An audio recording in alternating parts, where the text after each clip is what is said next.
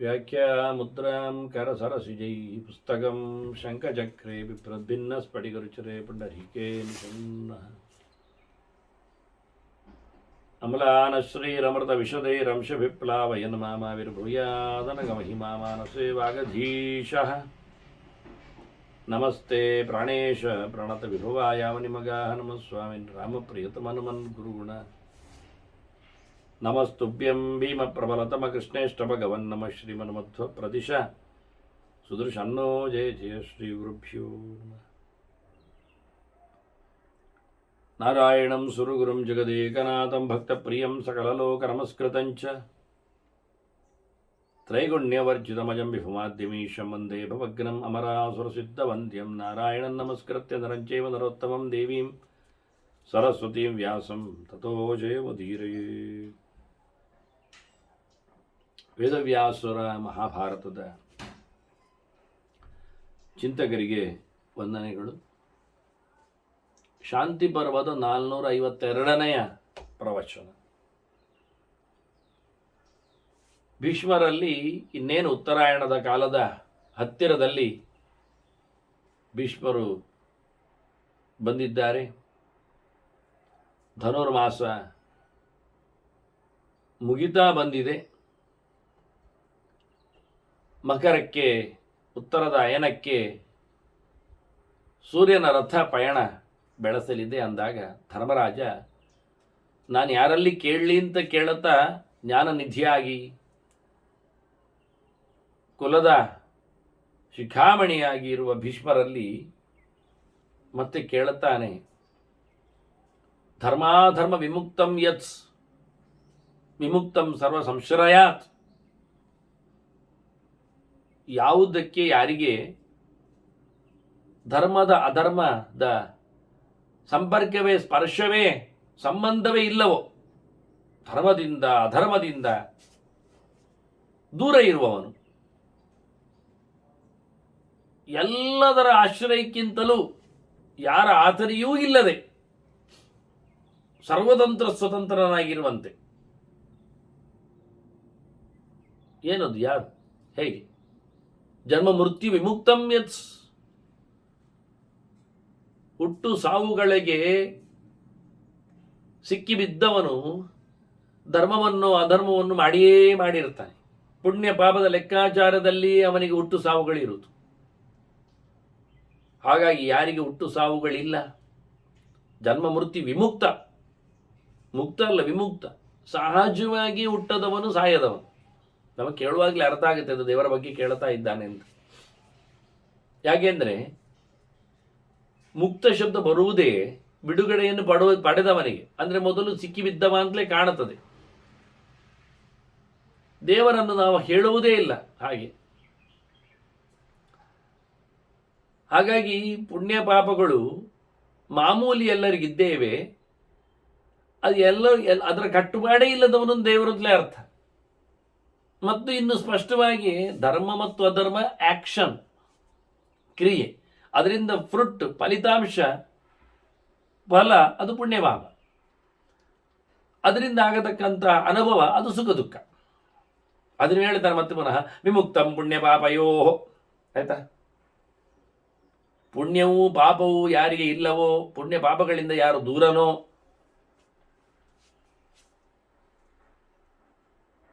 ಯಾವುದೋ ಅದರ ಬಗ್ಗೆ ಹೇಳಬೇಕು. ಯತ್ ಶಿವಂ ಅಭಯಂ ನಿತ್ಯಂ, ನಿತ್ಯಂ ಅಕ್ಷರಂ ಅವ್ಯಯಂ, ಶುಚಿ ನಿತ್ಯಂ ಅನಾಯಾಸಂ ತದ್ಭವಾನ್ ವಕ್ತುಮರ್ಹತಿ. ನನಗೆ ಶಿವತತ್ವದ ಬಗ್ಗೆ ಹೇಳು. ಶಾಶ್ವತವಾದ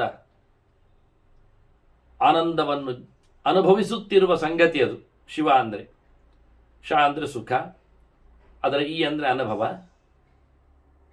ಇರುವುದು ಸಹಜವಾಗಿ ಬಂದದ್ದಲ್ಲ ಅಂತ ಅರ್ಥ. ತಾಚ್ಛೀಲ್ಯ ಅರ್ಥ ಅಂತ ಹೇಳಿಕೊಂಡಾಗೆ, ಈ ಇದೆ ಅಂತ ಹೇಳಿದ ಹಾಗೆ. ವಾ ಅಂದರೆ ಜ್ಞಾನ, ಅನುಭವ ಇಟ್ಟುಕೊಳ್ಳಿ. ಅತ್ಯಂತ ಶಿ ಅಂದರೆ ತೃತೀಯೋತಿಶಯ ಅಂತ ಬೇಕಾದ್ರೆ ಮಾಡಿ. ಶಂ ಸುಖ ಅಂತ ಪ್ರಕೀರ್ತಿತಂ, ಅತಿಶಯಿತವಾದ ಸುಖ. ಅತಿಶಯಿತವಾದ ಸುಖ ಅಂದರೆ ನಿರುಪಚರಿತವಾದ ಸುಖ, ಯಾವುದೋ ಉಪಾಧಿಯಿಂದ ಬಂದದ್ದಲ್ಲ. ಯಾರದ್ದೋ ಪ್ರಾರ್ಥನೆಯಿಂದ, ವರದಿಂದ ಸಾಧನೆಯಿಂದ ಸಿಕ್ಕಿದ್ದಲ್ಲ, ಸಹಜವಾದದ್ದು. ಅಂತಹ ಆನಂದದ ನಿರಂತರವಾದ ಅನುಭವ, ಎಚ್ಚರ, ಜ್ಞಾನಾನಂದಗಳ ನಿಧಿ ಕೊಪ್ಪರಿಗೆ. ಅದ್ಯಾರು? ಅದೇನು? ಎಲ್ಲರಿಗೂ ಅಭಯಸ್ಥಾನ, ಮೋಕ್ಷ, ಭಯವನ್ನು ದೂರ ಮಾಡುವ ಸಂಗತಿ, ಸಂಸಾರವನ್ನು ಇಲ್ಲ ಮಾಡತಕ್ಕ ವ್ಯಕ್ತಿ, ಶಾಶ್ವತನಾದವ, ನಿತ್ಯನಾದವ, ಎಲ್ಲರಿಗೂ ಎಲ್ಲೆಡೆಯೂ ನೆಲೆಗೊಂಡವ, ನೆಲೆ ನಿಂತವ, ಸರ್ವಗತ, ಯಾವುದೇ ಪ್ರಕಾರದ ನಾಶ ಇಲ್ಲದವ, ಅಕ್ಷರ, ಸಹಜವಾಗಿಯೇ ತಾನಾಗಿಯೇ ನೆಲೆಗೊಂಡವನು, ಏನನ್ನು ಕಳ್ಕೊಳ್ಳದವ, ಅವ್ಯಯ. ಅಂತಹ ಸಂಗತಿ ಶುದ್ಧ, ನಿರ್ಮಲ, ಸ್ವಚ್ಛ, ದೋಷದೂರ, ಶುಚಿ, ನಿತ್ಯ ಮನಾಯಾಸ, ಯಾವುದೇ ಪ್ರಕಾರವಾದಂತಹ ಸಂಕಟಕ್ಕೆ ಈಡಾಗದವ, ಅಪ್ರಯತ್ನವಾಗಿ ಕೆಲಸವನ್ನು ನಡೆಸುವ ಅಂತರ್ಥ. ಇಚ್ಛಾ ಮಾತ್ರ ಪ್ರಭೋ ಸೃಷ್ಟಿ ಅಂದಾಗಿ, ಕ್ರೀಡಾ ಮಾತ್ರ, ಯೋಚನೆಯಿಂದಲೇ ಎಲ್ಲವನ್ನು ನಡೆಸುವವನು. ಅಂತಹ ಸಂಗತಿಯ ಬಗ್ಗೆ ನನಗೆ ಹೇಳಬೇಕು ಅಂತ ಧರ್ಮರಾಜ ಭೀಷ್ಮರಲ್ಲಿ ಕೇಳಿಕೊಂಡ್ರೆ, ಭೀಷ್ಮರು ಮತ್ತೊಂದು ಸಂವಾದವನ್ನು, ಇತಿಹಾಸವನ್ನು ನೆನಪಿಸಿಕೊಳ್ತಾರೆ. ಮತ್ತೆ ಯಾಜ್ಞವಲ್ಕ್ಯರು ಹೇಳಿದಂಥ ಸಂಗತಿ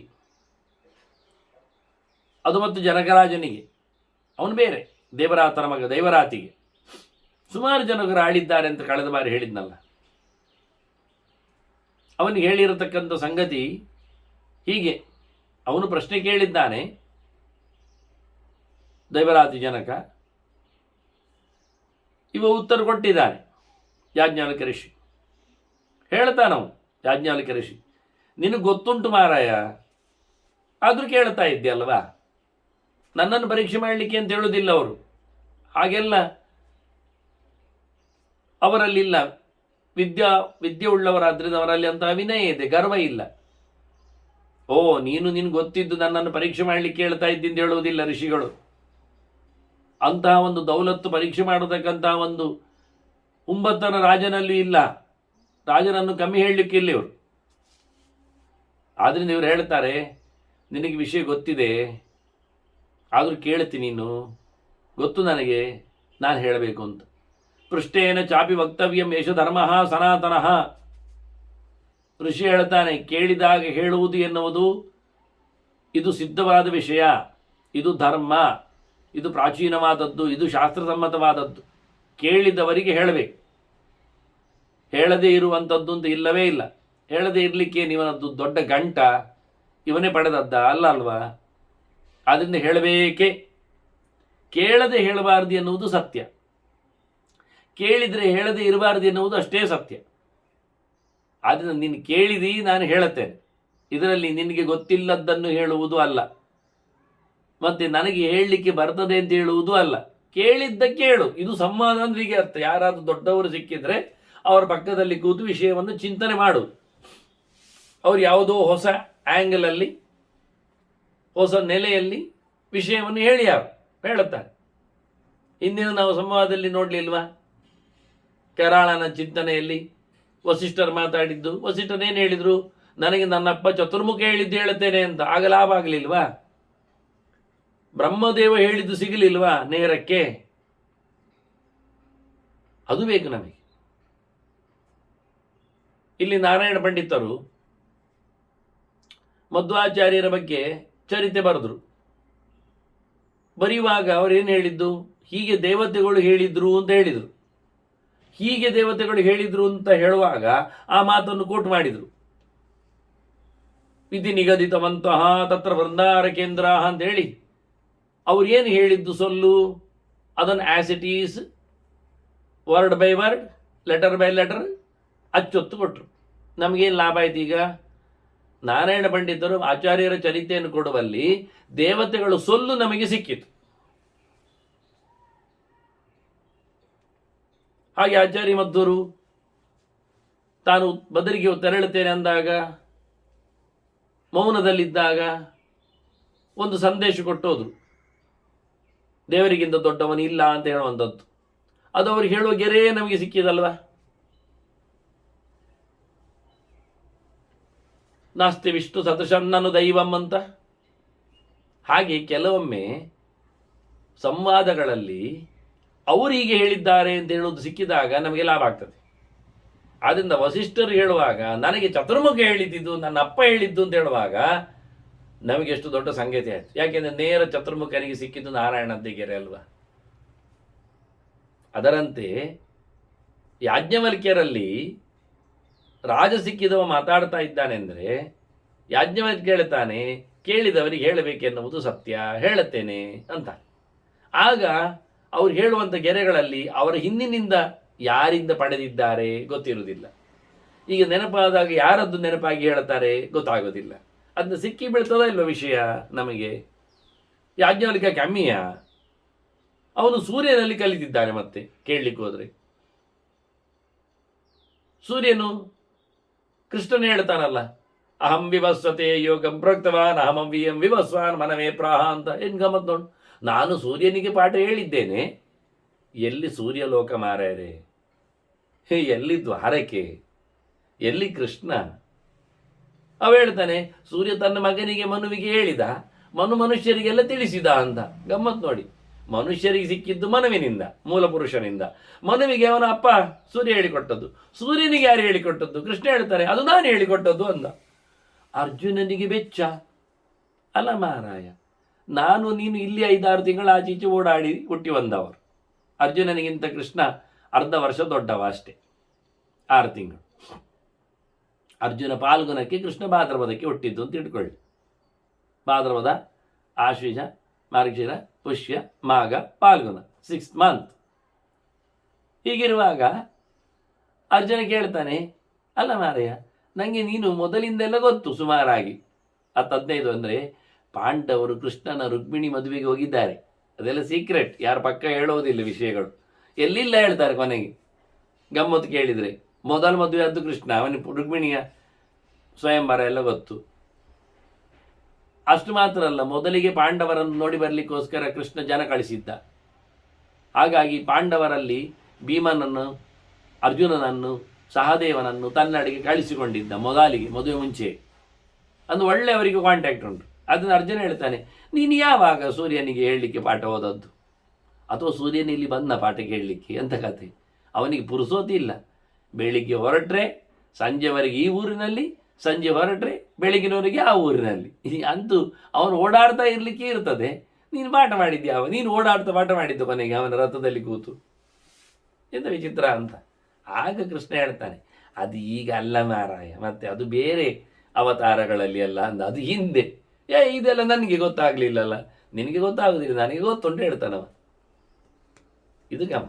ಹಾಗಾಗಿ ಇಂಥದ್ದೆಲ್ಲ ಪರಂಪರೆ ಸಿಗಲಿಕ್ಕೆ ನಾವು ಮತ್ತೊಬ್ಬರ ಹತ್ರ ಮಾತಾಡಿಸ್ಬೇಕು, ವಿಷಯ ಕೇಳಬೇಕು. ಆದರೆ ನೀವು ಹೇಳ್ತಾನೆ ಯಾಜ್ಞವಲ್ಕ್ಯ, ನೀನಿಗೆ ಕೇಳೋದು ನನಗೆ ಗೊತ್ತುಂಟು, ನಿನಗೆ ಗೊತ್ತುಂಟು ಅಂತಲೂ ಗೊತ್ತುಂಟು. ಆದರೆ ನೀನು ಕೇಳಿದ್ದಕ್ಕೆ ನಾನು ಹೇಳಬೇಕು ಅಂತಲೂ ಗೊತ್ತುಂಟು. ನಾನು ಹೇಳ್ತೇನೆ ನಿನಗೆ ಯೋಗದ ಬಗ್ಗೆ, ಸಾಂಖ್ಯದ ಬಗ್ಗೆ ಎಲ್ಲ ನಾನು ಹೇಳ್ತೇನೆ. 8 ಪ್ರಕೃತಿ, ಅಷ್ಟೋ ಪ್ರಕೃತಯ, ಮತ್ತು ಷೋಡಶ ವಿಕಾರ, ಅದು ಸೇರಿಸಿ ಅದು 24 ತತ್ವ, ಅದು ಮತ್ತೆ ಸಪ್ತ ಧಾತುಗಳ ಶರೀರದ ಮೇಲೆ, ದೇಹದ ಮೇಲೆ ಇರುವಂಥ ಕತೆ ಇದಲ್ವ ಹೇಳ್ತೇನೆ ಅಂತ ಶುರು ಮಾಡ್ತಾನೆ. ಅವನು ಕೇಳಿದ್ದಕ್ಕೆಲ್ಲ ಉತ್ತರ ಉಂಟು ಅಂತ ಹೇಳ್ತಾ, ನೋಡು ಇಲ್ಲಿ ಕನ್ಫ್ಯೂಸ್ ಆಗುತ್ತೆ ಅಂತ ಗೊತ್ತುಂಟ. ಎಲ್ಲ ಪದಗಳು ಎಲ್ಲಕ್ಕೂ ಸಮನ್ವಯ ಆಗ್ತದೆ. ಕೆಲವೊಮ್ಮೆ ವಿಷಯ ಅಂದ್ರೆ ಅಷ್ಟೇ ಕಷ್ಟ ಆಗುದಾಗಿ. ಈಗ ನಾವು ಶಿವ ಬಂದಾಗಿ ಧರ್ಮರಾಜ ಕೇಳಿ ಬಿಟ್ಟ, ಯಶ್ ಶಿವಂ ಅಭಯಂ ನಿತ್ಯಂ ಅಕ್ಷರಂ ಅವ್ಯಯಂ ಹೇಳಿಕೊಂಡು ನಿತ್ಯಂ ಅದು ಹೇಳಬೇಕು ಅಂತ. ಶಿವನನ್ನು ಹೇಳಬೇಕು ಹೇಳಿದ ತಕ್ಷಣ ಹೌದಾ ಹೇಳುತ್ತೇನೆ, ಅದು ಒಂದು ಉರುಟು ಲಿಂಗ ಉಂಟು, ಅದರ ಮೇಲೆ ಟೊಪ್ಪೆ, ಅದು ಶುರು ಮಾಡಿದ್ದ ಭೀಷ್ಮ. ಹಾಗೆ ಶಿವ ಅಂದ ತಕ್ಷಣ ಶಿವ ಅಂದರೆ ಚಂದ ಅಂತ, ಒಳ್ಳೆಯದು ಅಂತ ಅರ್ಥ. ಆನಂದಮಯ ಅಂತ ಹೇಳಿದ್ನಲ್ಲ ನಾನು ಅವ್ರಿಗೆ ಅರ್ಥ. ಆಗ ಆದ್ದರಿಂದ ರೂಢಿಯಾದ ಲೋಕದಲ್ಲಿ ಯೂಸೇಜ್ ಇರತಕ್ಕ ಪದಗಳನ್ನು ಇಟ್ಟುಕೊಂಡು ಇಲ್ಲಿ ಯಾರೂ ಕುಣಿಯುವುದಿಲ್ಲ ಹೆಚ್ಚಾಗಿ. ಶಾಸ್ತ್ರದ ಗೆರೆಗಳು, ವೈದಿಕವಾದ ಮಾತುಕತೆಗಳು, ಅದು ಮಹಾಯೋಗಗಳಲ್ಲಿ ಚಿಂತನೆಯಲ್ಲಿ ರಥವಾಗಿರ್ತದೆ. ಆದ್ದರಿಂದ ಒಂದೊಂದು ಶಬ್ದಗಳು ತುಂಬ ಅರ್ಥಗಳಲ್ಲಿ ತೆರೆದುಕೊಳ್ಳುತ್ತದೆ. ಆದ್ದರಿಂದ ಯಾರ ಭಾಷೆ, ಯಾರ ಭಾಷಣ ಯಾರ ಬೆಡಗು ಅದು ಹೇಗೆ ಉಂಟು ಅಂತ ನೋಡುವುದು ಅಲ್ಲಿ ಆಚೆ ಈಚೆ ಓದಿಕೊಂಡಾಗ ಮಾತ್ರ. ಇವು ಶುರು ಮಾಡುವಾಗ ಹೇಳ್ತಾನೆ ಅವ್ಯಕ್ತಾಶ್ಚ ಮಹಾನಾತ್ಮ ಸಮುತ್ತಿಷ್ಠತಿ ಪಾರ್ಥಿವ ಅಂತಾನೆ. ಅವ್ಯಕ್ತನಿಂದ ಅಥವಾ ಅವ್ಯಕ್ತಕ್ಕಿಂತ ಅವ್ಯಕ್ತದಿಂದ ಏನರ್ಥ ಮಾಡಿ. ಮಹಾನಾತ್ಮ ಮಹತ್ತತ್ವ ಚತುರ್ಮುಖ ಅವು ಹುಟ್ಟಿದ ಅಂತ. ಮಹತ್ತತ್ವ ಹುಟ್ಟಿದ್ದು ಇದು ಮೊದಲನೇದು. ಪ್ರಥಮಂ ಸರ್ಗಮಿತ್ಯೇತತ್ ಇದು ಮೊದಲ ಸೃಷ್ಟಿ. ಮೊದಲ ಸೃಷ್ಟಿ ಯಾರಿಂದ ಬಂತು? ಅವ್ಯಕ್ತದಿಂದ ಬಂತು. ಅವ್ಯಕ್ತ ಅಂದ್ರೆ ಏನು ಅರ್ಥ? ವ್ಯಕ್ತಂ ಸದಿ ಸಂಪ್ರೋಕ್ತ ಅಸದ್ ಅವ್ಯಕ್ತ ಮುಚ್ಯತೆ ಅಂತ ಹೇಳುದಾ? ಅವ್ಯಕ್ತ ಅಂದ್ರೆ ಕಾಣದೇ ಇರುವಂಥದ್ದು, ಪೂರ ಸ್ಪಷ್ಟ ಇಲ್ಲ ಅಂತ ಅರ್ಥ, ಅಸ್ಪಷ್ಟ ಅಂತ ಅರ್ಥ. ಆದ್ರಿಂದ ಪ್ರಕೃತಿಯೂ ಅವ್ಯಕ್ತ, ಪರಮಾತ್ಮನೂ ಅವ್ಯಕ್ತ, ಪುರುಷನೂ ಅವ್ಯಕ್ತ. ಒಬ್ಬರಿಗಿಂತ ಒಬ್ಬರು ಅವ್ಯಕ್ತ ಹೆಚ್ಚು. ಹಾಗಾಗಿ ಇಬ್ಬರಿಗೂ ಅವ್ಯಕ್ತ ಶಬ್ದ ವಾಚ್ಯತ್ವ ಉಂಟು.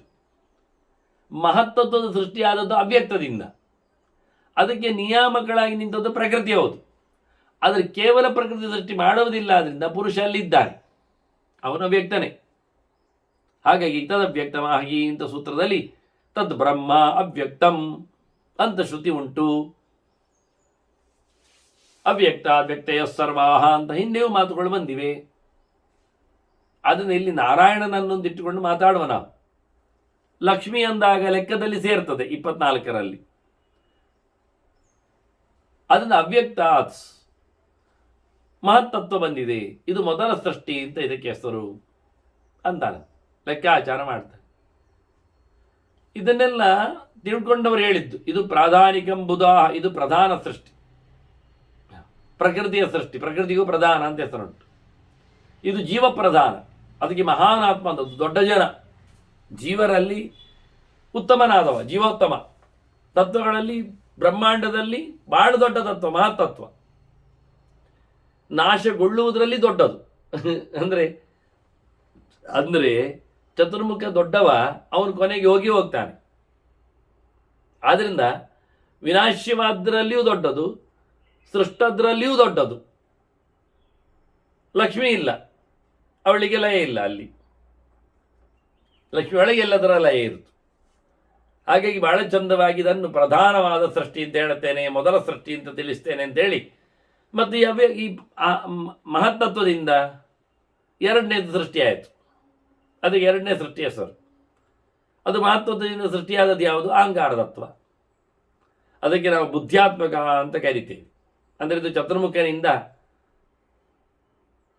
ನಿಯಮನಕ್ಕೆ ಒಳಪಟ್ಟದ್ದು. ಅಂದರೆ ಬುದ್ಧಿ ಎನ್ನುವುದು ಚತುರ್ಮುಖನಿಗೆ ಹೆಸರು ಹಿಂದೆ ಹೇಳಿದ್ದೇನೆ, ಹಿಂದೆ ಬಂದಿದೆ. ಜೀವನನ್ನು ತಿಳಿಸುವಂಥ ಕಥೆ ಅಂತ. ಎಲ್ಲರಿಗೂ ಬುದ್ಧಿಯ ನಿಯಾಮಕನಾಗಿ ನಿಂತಿದ್ದಾನವನು ಅಂತ. ಹಾಗಾಗಿ ಅವನು ಪ್ರಧಾನನಿದ್ದಾನೆ, ಅವನು ಅಹಂ ಇದ್ದಾನೆ. ಜೀವನಲ್ಲಿ ಬಂದಾಗ ಪ್ರತಿಯೊಬ್ಬನಿಗೂ ಜೀವನಿಗೆ ನಾನು ಅಂತ ಗೊತ್ತುಂಟು, ನಾನು ಅಂತ ಮರೆಯುವವನು ಇಲ್ಲ. ಅಲ್ಲಿಂದ ಮೂರನೇ ಸೃಷ್ಟಿಯಾಗಿ ಅಹಂಕಾರ ತತ್ವದಿಂದ ಮನಸ್ತತ್ವ. ಅದಕ್ಕೆ ಅಹಂಕಾರಿಕ ಸೃಷ್ಟಿ ಅಂತ ಹೆಸರು, ಅದನ್ನು ಹಾಗೆ ಕರೀತಾರೆ. ಅದು ಮೂರನೇ. ಅಹಂಕಾರಕ್ಕೆ ಒಂದೊಮ್ಮೆ ನೀವು ಶಿವನನ್ನಿಟ್ಟುಕೊಂಡ್ರೆ, ಶಿವನ ಮಗ ಸ್ಕಂದನನ್ನು, ಕಾಮನನ್ನು, ಮನ್ಮಥನನ್ನು, ಕುಮಾರನನ್ನು ಮನಸ್ತತ್ವಕ್ಕೆ ಅಭಿಮಾನಿಯಾಗಿ ಹೇಳಿದೆ. ಇದು ಮೂರು ಮೊದಲಿಗೆ ಬಂದಿರತಕ್ಕಂಥ ಕಥೆಗಳು. ಅಲ್ಲಿಂದ ಮನಸ್ತತ್ವದಿಂದ ಮತ್ತೆ ನಾಲ್ಕನೇ ಸೃಷ್ಟಿಯಲ್ಲಿ ಮನಸ್ಸಿನ ಸೃಷ್ಟಿಯದು, ಮಾನಸ ಸೃಷ್ಟಿಯದು. ಅದರಲ್ಲಿ ಬಂದಿರುವಂಥದ್ದು ಪಂಚಭೂತಗಳು. ಪಂಚಭೂತಗಳ ಸೃಷ್ಟಿ ಅಲ್ಲಿಂದ ಆಗಿದೆ. ಇದು ನಾಲ್ಕನೇ ಸೃಷ್ಟಿಯಲ್ಲಿ ಇವರು ಲೆಕ್ಕಕ್ಕೆ ತಂದಿದ್ದಾರೆ. ಇದನ್ನು ಮಾನಸ ಸೃಷ್ಟಿ ಅಂತ ಕರೀತಾರೆ, ಮನಸ್ತತ್ವದಿಂದ ಬಂದದ್ದಲ್ವಾ ಅಂತ. ಅದರಿಂದ ಮನಸ್ಸಿನ ಬಗ್ಗೆ ಮುಂದೆ ಮಾತಾಡ್ತಾನೆ. ಇನ್ನು ಮುಂದಕ್ಕೆ ಐದನೇ ಸೃಷ್ಟಿಯನ್ನು ಭೌತಿಕ ಸೃಷ್ಟಿ ಅಂತ ಕರಿತೀವಿ. ಭೂತದಿಂದ ಬಂದದ್ದು ಯಾವುದದು ಕೇಳಿದರೆ ಶಬ್ದಾದಿಗಳು, ಪಂಚ ವಿಷಯಗಳು, ಶಬ್ದ ಸ್ಪರ್ಶ ರೂಪ ರಸಗಂಧಗಳು. ಇವುಗಳು ಭೂತದಲ್ಲಿ ಉಂಟು. ಪಂಚಭೂತಗಳಲ್ಲಿ ಇವೆ. ಆಕಾಶದಲ್ಲಿ ಶಬ್ದ, ಸ್ಪರ್ಶ ವಾಯುವಿನಲ್ಲಿ, ರೂಪ ಅಗ್ನಿಯಲ್ಲಿ, ರಸ ನೀರಿನಲ್ಲಿ, ಗಂಧ ಮಣ್ಣಿನಲ್ಲಿ. ಹೀಗೆ ಪಂಚ ವಿಷಯದ ಸೃಷ್ಟಿ, ಪಂಚಮ ಸೃಷ್ಟಿ, ಶಬ್ದಾದಿ ಸೃಷ್ಟಿ. ಇದನ್ನು ಮುಂದೆ ಸೃಷ್ಟಿಯಲ್ಲಿ ತರುವಾಗ ಬಹು ಚಿಂತಾತ್ಮಕವಾದ ಅಂದರೆ ಬಹಳ ಚಿಂತನೆ ಮಾಡುವಂಥ ಸೃಷ್ಟಿ ಅಂತ ಮುಂದೆ ಕರೀತಾರೆ. ಅದು 6ನೇ ಸೃಷ್ಟಿಯಲ್ಲಿ ಜ್ಞಾನೇಂದ್ರಿಯಗಳು ಬರ್ತವೆ, ಸೇರ್ತೇವೆ ಅದರಲ್ಲಿ. ಜ್ಞಾನೇಂದ್ರಿಯಗಳು ಈ ವಿಷಯಗಳನ್ನು ಗುರುತಿಸುವವುಗಳು. ಈಗ ವಿಷಯ ಬಂತು, ಭೂತ ಬಂತು, ಭೂತದಲ್ಲಿ ಧರ್ಮ ಬಂತು, ಆ ಧರ್ಮವನ್ನು ಗ್ರಹಿಸುವ ಇಂದ್ರಿಯಗಳು ಬಂದವು. ಶಬ್ದವನ್ನು ಗ್ರಹಿಸುವ ಕಿವಿ, ಆನಂತರ ಚರ್ಮ ಸ್ಪರ್ಶವನ್ನು ಗ್ರಹಿಸದೆ, ಉಸಿರಿಗೆ ಮೂಗು ಇದೆ, ಗಾಳಿಯ ಎಳೆದಾಟಕ್ಕೆ, ಆನಂತರ ರೂಪವನ್ನು ಗ್ರಹಿಸಲಿಕ್ಕೆ ಕಣ್ಣು ಇದೆ, ರಸವನ್ನು ಗ್ರಹಿಸಲಿಕ್ಕೆ ನಾಲಿಗೆ ಜಿಹ್ವಾ, ಅದಕ್ಕೆ ಗಂಧವನ್ನು ಗ್ರಹಿಸಲಿಕ್ಕೆ ಘ್ರಾಣ ಮೂಗು. ಹೀಗೆ ಶಬ್ದ ಸ್ಪರ್ಶ ರೂಪರಸ ಗಂಧಗಳಿಗೆ ಮೈಯಲ್ಲಿರತಕ್ಕಂಥ ಈ ವಸ್ತುಗಳು ಬಂದವು, ಸೇರಿದವು, ಪಂಚ ಜ್ಞಾನೇಂದ್ರಿಯಗಳು. ಅಲ್ಲಿಂದ ಮುಂದಕ್ಕೆ ಸೃಷ್ಟಿಯನ್ನು ಹೇಳುವಾಗ ಅದ ಶ್ರೋತ್ರೇಂದ್ರಿಯ ಅಂತ ಹೇಳಿಕೊಂಡು ಕೆಳಗೆ ಹರಿಯುವ ಇಂದ್ರಿಯ, ಸೋರುವ ಇಂದ್ರಿಯ, ಅದು ಮಲಮೂತ್ರಗಳು. ಇದು ಮುಂದಿನ ಸೃಷ್ಟಿ ಅಂತಾರೆ, 7ನೇ ಸೃಷ್ಟಿ ಅಂತಾರೆ. ಇದು ಐಂದ್ರಿಯ ಸೃಷ್ಟಿ, ಇಂದ್ರಿಯಗಳು. ಮನುಷ್ಯನಿಗೆ ಇದು ಬೇಕೇ ಬೇಕು. ವಿಸರ್ಗ ಇಂದ್ರಿಯ, ಅದರೊಟ್ಟಿಗೆ ಕಾಲು ಪ್ರಸ್ರವಣ, ನಡೆದಾಡುವಂಥದ್ದು ಕಾಲು ಸೇರಿದೆ, ಕೆಳಗಿನ ಇಂದ್ರಿಯ ಇದು. ಇನ್ನು ಕೈ ಎನ್ನುವುದು ಕೆಳಗಿನ ಇಂದ್ರಿಯ ಅಲ್ಲ ಅಂತ ಆದರೂ, ಮೇಲಿನ ಇಂದ್ರಿಯ ಹೌದು ಅಂತ ಆದರೂ, ಅದು ಕೆಳಗೆ ಮೇಲಕ್ಕೆ ಅಡ್ಡಕ್ಕೆಲ್ಲ ಹೋಗ್ತದೆ ಅಂತಾರೆ ಕೈ. ಅದು 8ನೇ ಸೃಷ್ಟಿ. 8ನೇ ಸೃಷ್ಟಿಯಲ್ಲಿ ಕರ್ಮೇಂದ್ರಿಯಗಳಲ್ಲಿ 2 ಮುಖ 3 ಮುಖ ಮಾಡಿದರು. ಕರ್ಮೇಂದ್ರಿಯದಲ್ಲಿ ಕೆಳಗಿನಿಂದ ಉಲ್ಲೇಖ ಮಾಡಿದರು. ಪಾಯು ಉಪಸ್ಥ ಪಾದವನ್ನು ಚಿಂತನೆಯಲ್ಲಿ ತಂದು ಅಲ್ಲಿಂದ ಮೇಲಕ್ಕೆ ಕೈಯನ್ನು ಹೇಳಿ, 4ನೇ ಕರ್ಮೇಂದ್ರಿಯವನ್ನು ಕೈಯನ್ನು ಹೇಳಿ 8ನೇ ಸೃಷ್ಟಿ ಅಂತ ಹೇಳಿ ಅದನ್ನು ಆರ್ಜವಿಕ ಅಂತಾರೆ. ರುಜು, ಕೈ ಮೇಲೆ ಹೋಗ್ತದೆ, ತಲೆವರೆಗೂ ಹೋಗ್ತದೆ, ಕೈ ಕೆಳಗೆ ಹೋಗ್ತದೆ, ಕಾಲಿನವರೆಗೂ ಹೋಗ್ತದೆ, ಕೈ ಅಡ್ಡಕ್ಕೂ ಹೋಗ್ತದೆ, ಅತ್ತಿತ್ತ. ಅದರಿಂದ ಕೈಯ ಗಮನ 3 ಬಗೆ. ಅದಷ್ಟೋರ್ಧ್ವಂಚ ತಿರಿಯಕ್ಷ ಅಂತ. ಇದು ವಿಶೇಷ ಗಮನಿಸಬೇಕಾದ್ದು ಕೈಯ ಸೃಷ್ಟಿಯನ್ನು ಹೇಳುವಾಗ. ಅಂದರೆ ನಾವು ಕಲಿತದ್ದೇ ಕೇಳಿದ್ದೇ ಚಿಂತನೆಗಳಾದರೆ ಹೇಳುಗನಲ್ಲಿನ ವ್ಯವಹಾರಗಳಲ್ಲಿ ಬೇರಿರ್ತದೆ ಅಂತ. ಇವ ಯಾಜ್ಞವಲ್ಲಿ ಕೇಳುವಾಗ ಎಷ್ಟು ಚೆನ್ನಾಗಿ ಹೇಳಿದ್ ನೋಡಿ. ಕೈಯನ್ನು ಗುರುತಿಸಿದ ನೋಡಿ. ಕೈ ಮೇಲಕ್ಕೆ ಹೋಗ್ತದೆ ಎನ್ನುವುದು ಸತ್ಯ, ಕೆಳಗೆ ಬರ್ತದೆ ಎನ್ನುವುದು ಅಷ್ಟೇ ಸತ್ಯ. ಅಡ್ಡಕ್ಕೂ ಹೋಗ್ತದೆ, ಅಡ್ಡಕ್ಕೂ ತಿರುಗ್ತದೆ. ಪಾರ್ಶ್ವ ನೋಟ ಅದರಲ್ಲಿ ಉಂಟು. ಅದನ್ನ 3 ಗಮನ ಇರುವುದು. ಅವರು ಕರ್ಮಗಳನ್ನು 5 ಮುಖ ಅಂತೆಲ್ಲ ಹೇಳಲಿಕ್ಕೆ ಹೋಗ್ತಾರೆ. ಇತರ ಶಾಸ್ತ್ರ ಲೆಕ್ಕಾಚಾರ ಅಂತ ಹೇಳ್ತಾರೆ, ಅದು ತಪ್ಪು. 5 ಅಲ್ಲ, ಎಂಥದ್ದು ಕರ್ಮ. ಮೇಲಕ್ಕೆ ಕೆಳಕ್ಕೆ ಅಡ್ಡಕ್ಕೆ ಇನ್ನೆಂತ ಉಳಿತು ಕೇಳ್ತಾರೆ ಕರ್ಮದಲ್ಲಿ. ಇನ್ನೆಂಥದ್ದು ಇಲ್ಲ, ಮತ್ತೆಂತ ಹೇಳುದು? ಅಡ್ಡದಲ್ಲಿ ಬಂದಾಗ ಎಲ್ಲವೂ ಬಂತು. ಅಡ್ಡದಲ್ಲಿ ಮೇಲಕ್ಕೆ ಅಂದಾಗ ಮೇಲೆ ಪೂರ್ತಿ ಬಂತು, ಕೆಳಕ್ಕೆ ಅಂದಾಗ ಕೆಳಗೆ ಪೂರ್ತಿ ಆಯ್ತಲ್ಲ. ಊರ್ಧ್ವಗಮನ, ಅಧೋಗಮನ, ತಿರಿಯ ಗಮನ ಗತಿ ಇರುವುದು ಅಷ್ಟೇ. ಅರ್ವಾಗ್ ಸ್ರೋತಸ್ಸು, ಊರ್ಧ್ವ ಸ್ರೋತಸ್ಸು, ತಿರಿಯಕ್ ಸ್ರೋತಸ್ಸು. ಮತ್ತೆ ಕೊನೆಯದ್ದು ವಾಕ್, 9ನೇ ಸೃಷ್ಟಿ. ಅದರಲ್ಲಿಯೂ ಜೊಲ್ಲು ರಸ ಉಂಟು, ಅದು ಹರಿಯುವಂಥದ್ದೇ, ಸುರಿಯುವಂಥದ್ದೇ. ಇದು ವಾಕನ್ನು ಕೊನೆಯಲ್ಲಿ ಕೊಟ್ಟರು. ಯಾಕೆ ವಾಕ್ ಕೊನೆಗೆ ಕೊಡಬೇಕು? ಅದು ಯಾಕೆ ಹಾಗೆ? ಈ 5 ಕರ್ಮೇಂದ್ರಿಯಗಳಲ್ಲಿ ವಿಭಾಗ ಮಾಡಿದ್ದೇನಕ್ಕೆ? ಕೆಳಕ್ಕೆ ಸಮಪ್ಪ 3, ಮೇಲಕ್ಕೆ ಹೇಳುವುದರಲ್ಲಿ ಅದ ಕೈ ಮಧ್ಯೆಯಲ್ಲಿ ಒಂದು ಸಿಕ್ಕಿ ಬಿದ್ದಿದೆ. ಮಧ್ಯದಲ್ಲಿ ಮಾತು ಎನ್ನುವುದು ಇನ್ನು ಮೇಲಕ್ಕೆ ಉಂಟು. ಅದು ನಡುವಿನದ್ದು ಕೈ, ಇನ್ನು ಮೇಲಕ್ಕೆ ಮಾತು, ವಾಕ್. ಅದಕ್ಕೆ ವಾದರಾಜರು ಹೇಳ್ತಾರೆ, ಅದು ವಾಕ್ ಕಡೆಗೆ ಬರಲಿಕ್ಕೆ ಕಾರಣ ವಾಕ್ ಕಡೆಗೆ ಬರುವುದರಿಂದ ಅಂತ. ಅಂದರೆ ಎಂಥದ್ದು ಮಾರ್ಯಾರೆ? ಅಂದರೆ ಮಗು ಮಾತಾಡೋದು ಕಡೆಗೆ, ಕಾಣುವುದು, ಕೈಯಲ್ಲಿ ಆಡಿಸುವುದು, ಮಲಮೂತ್ರ ಮಾಡುವುದು ಎಲ್ಲ ನಡೀತದೆ. ಮಾತು ಬರುವುದು ಯಾವಾಗ? ಅದು ತಡವಾಗಿ. ಆದ್ದರಿಂದ ವಾಗಿಂದ್ರಿಯದ ವ್ಯಾಪಾರ ತಡದಲ್ಲಿ ಉಂಟು ಅಂತ ಹೇಳಲಿಕ್ಕೋಸ್ಕರ ಕೊನೆಯ ಸೃಷ್ಟಿ ಅಂತ ಹೇಳಿದರು ಅಂತ ಒಂದು ಚಮತ್ಕಾರವಾದಂಥ ಒಂದು ಕಾರಣವನ್ನೇ ಅವರು ಹೇಳ್ತಾರೆ. ಇದು ಕಲಿಬೇಕು, ಹೇಳಿದ್ದು ನಾನು ನೋಡಬೇಕಿದು. ಸಬ್ಜೆಕ್ಟ್ ಗೊತ್ತಿರುತ್ತೆ ನಮಗೆ. ಇಂದ್ರಿಯಗಳು, ಕರ್ಮೇಂದ್ರಿಯಗಳು, ಜ್ಞಾನೇಂದ್ರಿಯಗಳು ಎಲ್ಲ ಸಮ ಹೇಳುವ ನಮೂನೆ ನೋಡಿ. ಈ ಸರ್ತಿ ಬೇರೆ ಬಂತು. ಅದರಲ್ಲಿ ವಾದರಾಜರು ಅದಕ್ಕೆ ಗಮನಿಕೆ ಕೊಟ್ಟು ವಾಕ್ಯ ಹಾಗೆ ಕಡೆಗೆ ಹೇಳುವಾಗ ಅದು ಮಗುವಿನಿಂದಲ್ವಾ ಅಂತ ಹೇಳುವ ವಿಷಯ ಭಾರಿ ಚೆನ್ನಾಗಿದೆ. ಅರ್ಥ ಆಗ್ಬೇಕು ಮತ್ತೆ ಹೇಳಿದ್ದು. ಓದಲಿಕ್ಕೂ ಮನಸ್ಸು ಬರಬೇಕು, ನೋಡಲಿಕ್ಕೂ ಗಮನ ಪುರುಸೋತಾಗಬೇಕು. ಹೇಳಲಿಕ್ಕೇನು ಹೇಳಿಬಿಡ್ತಾರೆ ಗೌಜಿಯಲ್ಲಿ, ಗದ್ದಲದಲ್ಲಿ, ಗಮನಿಸುವವರು ಎಲ್ಲಿರ್ತಾರೆ. ಆದ್ದರಿಂದ ನಾನು ಶಿವರಾತ್ರಿಯ ಬಗ್ಗೆ ಹಿಂದೆ ಬ್ಯಾನರಲ್ಲೇ ಇರಲಿ, ಪರ್ವ ಸಮೀಕ್ಷೆಯಲ್ಲಿ ಇರಲಿ, ಬರೆಯುವಾಗ ಬರೆದಿದ್ದೇನೆ. ಗೌಜಿ ಗದ್ದಲ ಮಾಡೋದ್ರಲ್ಲಿ ನಾವೇನು ಕಮ್ಮಿ ಇಲ್ಲ, ಆದರೆ ಯಾರು ಶಿವ, ಎಲ್ಲಿ ಅವನ ಸ್ಥಾನಮಾನ, ಅದೊಂದು 4 ಗೆರೆಯಲ್ಲಿ ಅದು ತಿಳ್ಕೊಳ್ಳೋದು ಬೇಡವಾ? ಆನಂತರ ಎಲ್ಲ ಮಾಡುವ. ಹಾಗೆ ನಾವು ಗಲಾಟೆ ಮಾಡಲಿಕ್ಕೆ ಏನು ಸಮರ್ಥರೇ, ಆದರೆ ಅವರ ಎತ್ತರ ಏನು, ಬಿತ್ತರ ಹೇಗೆ ಅನ್ನೋದನ್ನು ನೋಡಲಿಕ್ಕೆ ನಮಗೆ ಪುರುಸೋತಿ ಇರುವುದಿಲ್ಲ. ನೋಡಿದ್ರು ಗೊತ್ತಿಲ್ಲ, ಹೇಳಿದ ಅದಕ್ಕೆ ನನಗೆ ಗೊತ್ತಾಗುವುದಿಲ್ಲ ಬಿಡಿ. ಮಾಡಿ ಚಂದವಾಗಿ ಇಂಥ ಅಪೂರ್ವ ಪ್ರಮೇಯಗಳು, ಅದು ನಾನು ಆಗ ಹೇಳಿದ ಹಾಗೆ ವ್ಯಕ್ತಿಯ ಸಂವಾದ ಯಾಕೆ ಹೊಸತು ಎನಿಸ್ತದೆ ಅಂದರೆ, ಅದರಲ್ಲಿ ಯಾವುದೋ ಒಂದು ಅಂಶ ಹೊಸತಾಗಿ ಮೂಡ್ತದೆ, ಮತ್ತೆ ನೋಡಲಿಕ್ಕೆ ಬರ್ತದೆ, ತಿಳ್ಕೊಳ್ಳಿಕ್ಕೆ ಆಗ್ತದೆ. ಆದ್ದರಿಂದ ಹೀಗೆ ನವವಿಧ ಸೃಷ್ಟಿಯನ್ನು ಉಲ್ಲೇಖ ಮಾಡುವ ಮೂಲಕ ಅದೇನೊಂದು ಅವ್ಯಕ್ತ ಶಬ್ದವನ್ನು ಪ್ರಯೋಗ ಮಾಡಿ ಭಗವಂತನ ಚಿಂತನೆಯಲ್ಲಿ ಅದನ್ನು ಕುಳ್ಳಿರಿಸಿಟ್ಟ. ಹಾಗಾಗಿ ಅವ್ಯಕ್ತ ಏನು ಮಾಡ್ತಾನೆ, ಮೊದಲಿಗೆ ಸೃಜತಿ ಓಷಧಿ ಮೇಮಾಗ್ರೆ. ಯಾಕೆ ಕೇಳಿದರೆ, ಜೀವನಂ ಸರ್ವದೇಹಿನಾಂ, ಸೃಷ್ಟಿಯ ಆರಂಭದಲ್ಲಿ ಮರಮಟ್ಟುಗಳನ್ನು ತಂದಂತೆ. ಯಾಕೆ ಕೇಳಿದರೆ, ಎಲ್ಲರಿಗೆ ತಿನ್ನಲಿಕ್ಕೆ ಬೇಡವಾ? ಅದಕ್ಕೆ ಯಾವುದೇ ಕಾರ್ಯಕ್ರಮ ಆಗುವಾಗ ಮೊದಲು ಯಾರು ಬರುವುದು ಕೇಳಿದರೆ ಅಡುಗೆಯವರು. ನಾವು ಹೆಚ್ಚಾಗಿ ಇಲ್ಲಿ ಯಾವತ್ತು ಸರೋವರಕ್ಕೆ ಸ್ನಾನಕ್ಕೆ ಹೋಗ್ತೇವೆ ನಮ್ಮ ಊರಿನಲ್ಲಿ. ಆ ಊರಿನ ಸರೋವರದ ಪಕ್ಕದಲ್ಲೇ ದೊಡ್ಡ ಕಲ್ಯಾಣ ಮಂಟಪ ಇದೆ.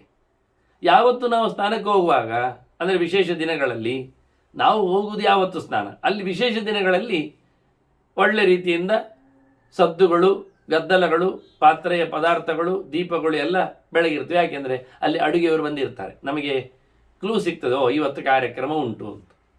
ಇವತ್ತು ಗದ್ದಲ ಹೇಳ್ತದೆ, ವಾದ್ಯದವರು ಬರ್ತಾರೆ, ಚಂಡೆಯವರು ಸಿಗ್ತಾರೆ, ಮತ್ತು ಅವರು ಯಾರು ತ್ರಾಸಿನವರು ಇರಲಿಕ್ಕೆ ಉಂಟು, ಕೊಮ್ಮಿನವರು ಕೂಗ್ಲಿಕ್ಕಿದ್ದಾರೆ ಅಂತ. ಹೆಚ್ಚಾಗಿ ಅಲ್ಲಿ ಆಗೋದು ಕಲ್ಯಾಣ, ಅಲ್ಲಾದರೆ ಬೇರೆ ಎಲ್ಲ ಕಾರ್ಯಕ್ರಮ ಆಗುವುದಿಲ್ಲ ಅಲ್ಲ. ಹಾಗೆ ಮೊದಲು ನಮಗೆ ಅತಿಥಿಗಳು ಇದ್ದಾರೆ, ಊಟಕ್ಕೆ ಉಂಟು ಅಂತ ಗೊತ್ತಾಗುವುದು ಹೇಗೆ ಕೇಳಿದರೆ, ಅದು ಅಡುಗೆಯವರಿಂದ. ಅತಿಥಿಗಳಿದ್ದಾರೆ ಗೊತ್ತಾಗುವುದು ಅಡುಗೆಯವರಿಂದ. ಅವರು ಮೊದಲಿಗೆ ಬಂದು ಮೀತಾರೆ, ಮೊದಲಿಗೆ ಒಲೆ ಹಚ್ಚುತ್ತಾರೆ, ಮೊದಲಿಗೆ ತಯಾರು ಮಾಡ್ತಾರೆ. ಅವರಿಗೆ ಮೊದಲಿಗೆ ಹೇಳಿರ್ತಾರೆ, ಕಾರ್ಯಕ್ರಮ ಇದೆ, ಬೆಳಿಗ್ಗೆ 8 ಗಂಟೆಗೆ 7ವರೆಗೆ ಅವರು ಟಿಫಿನಿಗೆ ಹಾಜರಿರ್ತಾರೆ, ತಿನ್ನಲಿಕ್ಕೆ ಬೇಕು ಅಂತ. ಬಂದವರೇ ತಿನ್ನುವುದು. ಮತ್ತೆ ಎಲ್ಲ ಪೂಜೆ ಪುನಸ್ಕಾರ, ಹೋಮ ಹವನ, ವ್ರತ ನಿಯಮ ಅದೆಲ್ಲ ಮತ್ತೆ ಅದರಿಂದ ಮೊದಲೇ ಹೇಳಿರ್ತಾರೆ, ಇಷ್ಟು ಜನ ಪಾರ್ಟಿ ಇದೆ, ಇಷ್ಟು ಜನ ಪುರೋಹಿತರಿದ್ದಾರೆ, ಇಂಥದ್ದು ತಿನ್ನಲಿಕ್ಕೆ ಆಗಬೇಕು ಅಂತ. ಅದಕ್ಕೆ ಅವರು ಹಿಂದಿನ ದಿವಸ ತಯಾರು ಮಾಡಿರ್ತಾರೆ. ಕೆಲವೊಮ್ಮೆ ಅರೆದು ಕಡೆದು ಕುಡಿದು ಎಲ್ಲ ಹಿಂದಿನ ದಿವಸ ಮಾಡಿರ್ತಾರೆ. ಆದರೆ ಬೆಳಿಗ್ಗೆ ಬೇಗ ಬಂದು ಅವರಿಗೆ 7ವರೆ ತಿನ್ನಲಿಕ್ಕೆ ಬೇಕು ಅಂತಾದರೆ 7 ಗಂಟೆಗೆ ರೆಡಿ ಆಗಿಬೇಕಾಗ್ತದೆ. ಒಂದು 10 ನಿಮಿಷ ಮೊದಲೇ ಮುಂಚಿತವಾಗಿ 7ಕ್ಕೆ ರೆಡಿ ಆಗಬೇಕಾದ್ರೆ ಅದು ಕಡಿಮೆ ಇಲ್ಲದೆ ಒಂದು, ಅಂದರೆ 100,000 ಜನರಿಗೆ ಅಂದಾಗ ಕೆಲವೊಮ್ಮೆ ಏನಲ್ಲಾದರೂ ಅದನ್ನು ತಯಾರು ಮಾಡಿ, ಅಂದರೆ ಹಾಕಿ, ಇಡ್ಲಿ ಎಲ್ಲಾದರೆ ಅದು ಹಾಕಿ ಅದನ್ನು ಬೇಯಿಸ್ಲಿಕ್ಕೆ ಇಡ್ಲಿಕ್ಕೆಲ್ಲ ಉಂಟು. ಅದು ಸೀದಾ ಒಲೆ ಮೇಲೆ ಹಾಕುವುದಲ್ಲ. ಹಾಗೆ ಪೋಡಿ ಗಿಡಿ ಎಲ್ಲ ಇದ್ರೆ ಅದನ್ನೆಲ್ಲ ಬಾಣೆಯಲ್ಲಿ ಬಿಟ್ಟು ತೆಗಿಲಿಕ್ಕೆಲ್ಲ ಇರ್ತದೆ. ಅಷ್ಟೆಲ್ಲ ಪೀಸ್ ಆಗಬೇಕಾದ್ರೆ ಗಂಟೆಗಟ್ಟಲೆ ಬೇಕಾಗ್ತದೆ. ಆದ್ದರಿಂದ ಕಮ್ಮಿ ಇಲ್ಲದೆ ಒಂದು 3 ಗಂಟೆಗಾದರೂ ಒಲೆಯ ಮೇಲೆ ಅದು ಕೂತ್ಕೊಳ್ಬೇಕಾಗತ್ತೆ. ಎಣ್ಣೆಯೋ ತಟ್ಟೆಯೋ ಬಾಣೆ ಪಾತ್ರೆಯೋ. ಅಷ್ಟೊತ್ತಿಗೆ ಇವರು ಒಂದು 2 ಗಂಟೆಗಾದರೂ ಅಲ್ಲಿ ಬರುವುದು ಬೇಡವಾ? ಹೀಗೆ ಮಧ್ಯೆಯಲ್ಲಿ ಬಾಣಲೆಯಲ್ಲಿ ಇಟ್ಟು ಬೇಯಿಸ್ಲಿಕ್ಕಿಟ್ಟು ಮಧ್ಯೆಯಲ್ಲಿ ಸ್ನಾನಕ್ಕೆಲ್ಲ ಹೋಗ್ತಾರೆ. ಅದೇನು ಸಮಸ್ಯೆ ಇಲ್ಲ ಅವರಿಗೆ. ಆದ್ದರಿಂದ ಇಡ್ಲಿಯನ್ನು ಬೇಯಿಸ್ಲಿಕ್ಕೆ ಇಟ್ಟು ಮತ್ತೆ ಅವರು ಹಲ್ಲುಜ್ಜಲಿಕ್ಕೆ ಹೋಗುವುದು, ಸ್ನಾನಕ್ಕೆ ಹೋಗುವುದು ಎಲ್ಲ ಉಂಟು. ಅಂತೂ ಮಾಡಲಿಕ್ಕೆ ಶುರು ಮಾಡುವಾಗ ಬೇಗ ಮಾಡುತ್ತಾರೆ. ಅದರಿಂದ ಮೊದಲು ಮನುಷ್ಯನಿಗೆ ಬೇಕಾದ ಏನು ಕೇಳಿದರೆ, ಮದುವೆ 12 ಗಂಟೆಗೆ ಇರಲಿ, ತಿನ್ನಲಿಕ್ಕೆ ಬೇಕಾದರೆ ಬೆಳಗ್ಗೆ 6 ಗಂಟೆಗೆ ಬೇಕು ಮಂಟಪದಲ್ಲಿ. ಆಗ ಬರ್ತಾರೆ ಅವರು, ಬ್ಯೂಟಿಷಿಯನ್ ಬರ್ತಾನೆ, ಅವನದ್ದು ಕೆಲಸ ಇರ್ತದೆ, ವಾದ್ಯದವರು ಬರ್ತಾರೆ, ಅವರದ್ದು ಕೆಲಸ ಇರ್ತದೆ. ಹಿಂದೆಲ್ಲ ಮನೆಗೆ ಕೆಲಸಕ್ಕೆ ಬಂದರೆ ಯಾವುದು ಕಡಿಯುವುದು ಅಥವಾ ಇಡುವುದು ಕಟ್ಟುವುದು ಎಲ್ಲ ಮಾಡಲಿಕ್ಕೆ ಬಂದರೆ ಈ ಕೆಲಸದವರು, ಮೇಸ್ತ್ರಿಯವರಾಗಲಿ ಅಥವಾ ಮರದ ಕೆಲಸದವರು, ಆಚಾರ್ಯವರಾಗಲಿ, ಇವರೆಲ್ಲ ಬಂದರೆ ಅವರ ಇನ್ಸ್ಟ್ರೂಮೆಂಟ್ ಎಲ್ಲ ತೆಗೆದಿಟ್ಟು, ನಾವು ಮನೆಯಲ್ಲಿದ್ದಾಗ ನೋಡಿದ್ದೇವೆ, ಅಂಗಳದಲ್ಲಿ ಅಥವಾ ಪಡಸಾಲೆ ಚಾವಡಿಯಲ್ಲಿ ಅವರ ಇನ್ಸ್ಟ್ರೂಮೆಂಟ್ ಎಲ್ಲ ತೆಗೆದಿಟ್ಟು ಅವರಿಗೆ ತಮಗೆ ಬೇಕಾದ ಅನುಕೂಲವಾದ ಉಡುಪುಗಳನ್ನೆಲ್ಲ ತೊಟ್ಟುಕೊಂಡು ಮತ್ತು ಅದಕ್ಕೆಲ್ಲ ಕೀಲಿ ಹಾಕಿ ಕುಟ್ಟಿ ಹಾಕಿ ಅದಕ್ಕೆ ಕೀಸುಲಿ ಎಲ್ಲ ಹಾಕಿ ಸರಿ ಮಾಡಿ ಅದನ್ನು ಬಡದು, ಮತ್ತು ಕೆಲವೊಮ್ಮೆ ಕಲ್ಲುಗಳನ್ನೆಲ್ಲ ಹುಡಿ ಮಾಡಲಿಕ್ಕುಂಟು. ಹುಡಿ ಮಾಡಿ ಅದನ್ನು ಅವರಿಗೆ ಸಾಣೆ ಹಾಕಲಿಕ್ಕೆ ತಿಕ್ಕಲಿಕ್ಕೆ ಉಂಟು ಹೊರಗೆ ಹೋಗಿ. ಅದನ್ನೆಲ್ಲ ಮಾಡಿ ಮತ್ತೆ ಅವರು ಆಯುಧ ತಯಾರಿಸಿ ಮತ್ತೆ ಕೆಲಸ ಶುರು ಮಾಡು. ನಾನೊಂದು ಸರ್ತಿ ಕೇಳಿದ್ದೆ ಅವರ ಹತ್ರ, ಅದೊಂದು ಆಯುಧಗಳನ್ನೆಲ್ಲ ನಿಮ್ಮ ಮನೆಯಲ್ಲೇ ತಯಾರಿಸಿಕೊಂಡು ಬರ್ಬೋದಲ್ಲ ಅಂತ. ಅದಕ್ಕೆ ಅವ್ರು ಹೇಳಿದ್ರು, ನಾವು ಮನೆಯಲ್ಲೇ ತಯಾರಿಸಿಕೊಂಡು ಬಂದರೆ ಆ ಗಂಟೆಗಳಿಗೆ ಯಾರಿಗೆ ಗೊತ್ತಾಗ್ತದೆ ಎಷ್ಟು ಹೊತ್ತು ಬೇಕು ಅಂತ ಗೊತ್ತುಂಟು ಯಾರ್ಯಾರು. ಹಾಗಾಗಿ ಇಲ್ಲಿ ಎಷ್ಟು ನಿಮ್ಗೆ ಗೊತ್ತಾಗಬೇಕು, ನಿಮ್ಮ ಆಯುಧಗಳಿಗೆ ನೀವೇ ಹೊಣೆಗಾರರು, ನೀವೇ ಅದಕ್ಕೆ ಫೀಸುದಾರರು ಅಂತ. ಹಾಗೆ ಸಮ. ಹಾಗಾಗಿ ಅವರು ಇಲ್ಲಿ ತಿಕ್ಕಿದ್ದು, ಎಳೆಯುವುದೇ ಕುಟ್ಟಿ ಹಾಕುವುದೇ ಅದಕ್ಕೆ ಸಮವಾದ ಸಣ್ಣದಾದ ಕುಟ್ಟಿ ತುಂಡು ಮಾಡಿ ಕೊಟ್ರೆಗೆ ಆಗಲಿ, ಪಿಕ್ಕಾಸಿಗೆ ಆಗಲಿ, ಅಥವಾ ಇದಕ್ಕೆ ಯಾವುದು ಕೀಸುಲಿಗೆ ಆಗಲಿ ಎಲ್ಲ ಅದಕ್ಕೆ ಬೇಕಾದ ಕುಟ್ಟಿ ಹಾಕಲಿಕ್ಕೆ ನಾವು ಮಕ್ಕಳು ಪೆನ್ಸಿಲಿಗೆ ಮೊನೆ ಮಾಡಿದ ಹಾಗೆ. ಅದು ಒಂದು ಮೊನೆ ಮಾಡಿದರೆ ಕೆಲವೊಮ್ಮೆ ಅದು ದೇವರಿಗೆ ಅಂತ ಹಾರ್ತದೆ. ಇನ್ನು ಈಗೆಲ್ಲ ಸ್ಕಟರ್ ಇಲ್ಲ, ಹಿಂದೆಲ್ಲ ಸ್ಕಟರ್ ಇಲ್ಲ, ನಮ್ಮದು ಉದ್ದನೆಯ ಚೂರಿ ಚಾಕು ಅದೆಲ್ಲ ಉಪಯೋಗಕ್ಕೆ ಬರ್ತದೆ. ಹಾಗೆ ಮೊದಲನೇ ಮೊನೆ ಎಲ್ಲದು ದೇವರಿಗೆ, ಮತ್ತು ಎರಡನೇದ್ದೆಲ್ಲದು ಮನುಷ್ಯನಿಗೆ ಲೆಕ್ಕ. ಅಷ್ಟೊತ್ತಿಗೆ 12 ಇಂಚಿನ ಪೆನ್ಸಿಲು 10ವರೆಗೆ ಇಳಿದಿರ್ತದೆ, ಒಂದು 2-3 ಸರ್ತಿ ಆಗುವಾಗಲಿ. ಇದೆಲ್ಲ ಮಾಮೂಲಿ. ಹಾಗೆ ನಮ್ಮದು ಗರಗಸದ ಮೇಸ್ತ್ರಿಯ ಅಥವಾ ಇದು ಎಂತ ಬುಡ್ನಾಸಿನ ತಾಪಿಯ ಎಲ್ಲ ಕೆಲಸಗಳ ವ್ಯಾಪಾರಗಳ ಕಥೆ ಎಲ್ಲ ಆಗಿ ತಿಕ್ಕಿ ತಾಪಿ ಅಡಿಯಲ್ಲಿ ಕೆತ್ತಿ ಹೋಗಿ ಹೊಟ್ಟೆ ಬೀಳ್ತದೆ, ಮತ್ತು ಹೊಸ ತಾಪಿ ಬರ್ತದೆ. ಎಲ್ಲ ಭಾರಿ ಗೌಜಿ ಇರ್ತದೆ ಕಥೆಗಳು. ಆದ್ದರಿಂದ ದೇವರ ಸೃಷ್ಟಿಯಲ್ಲ ನಾನು ಕೇಳಬೇಕಾದ್ದು, ಈ ಅವ್ಯಕ್ತದಿಂದ ಮೊದಲ ಸೃಷ್ಟಿ ಹೇಳೋದು ಸಸರ್ಜ ಔಷಧಿ ಮೇವ ಅಗ್ರೆ ಅಂತಾನೆ. ಮೊದಲಿಗೆ ದೇವರು ಮರಗಳನ್ನು ಸೃಷ್ಟಿ ಮಾಡಿದ. ಸತ್ಯ ಹೇಳುವುದಾದ್ರೆ ಮರಗಳನ್ನು ಹೇಳ್ಬೋದಿತ್ತು ಇವನಿಗೆ. ಇವನು ಹೇಳುವಾಗ ಔಷಧಿ ಅಂದ. ಯಾಕೆ ಅಂದರೆ ಜೀವನಂ ಸರ್ವದೇಹಿನಾಂ, ಎಲ್ಲ ಪ್ರಾಣಿಗಳಿಗೆ, ಎಲ್ಲರಿಗೆ, ಪ್ರಾಣಿಗಳು ಅಂದರೆ ಎಲ್ಲ ದೇಹವುಳ್ಳವರಿಗೆ ಅಂತ ಹೇಳಿದ, ದೇಹ ಹೊತ್ತವರಿಗೆ ಅಂತ. ದೇಹ ಅಂದರೆ ದೇಹ ಉಪಚಯ ಅಂತ. ಬೆಳೆಯುವುದು ಅಂತ ಅರ್ಥ, ಅಡ್ಡಾದಿಡ್ಡಿ ಬೆಳೆಯುವುದು ಅಂತ ಅರ್ಥ ದೇಹಕ್ಕೆ ಹೆಸರು. ಸಮಗಟ್ಟಲ್ಲಿ ಬೆಳೆಯುವುದಿಲ್ಲ ರೀ ದೇಹ. ಕೆಲವರದ್ದು ಹೊಟ್ಟೆ ಮಾತ್ರ ಬೆಳೀತದೆ, ಗಮ್ಮತ್ತಿರ್ತದೆ. ಕೆಲವರದ್ದು ಜಿಡ್ಡೆ ಹೊರಗೆ ಹಿಂಬದಿಯಿಂದ ಬೆಳೀತದೆ, ಕೆಲವರಿಗೆ ಮಂಡೆ ಬೆಳೀತದೆ, ಕೆಲವರಿಗೆ ದೊಂಡೆ ಬೆಳೀತದೆ.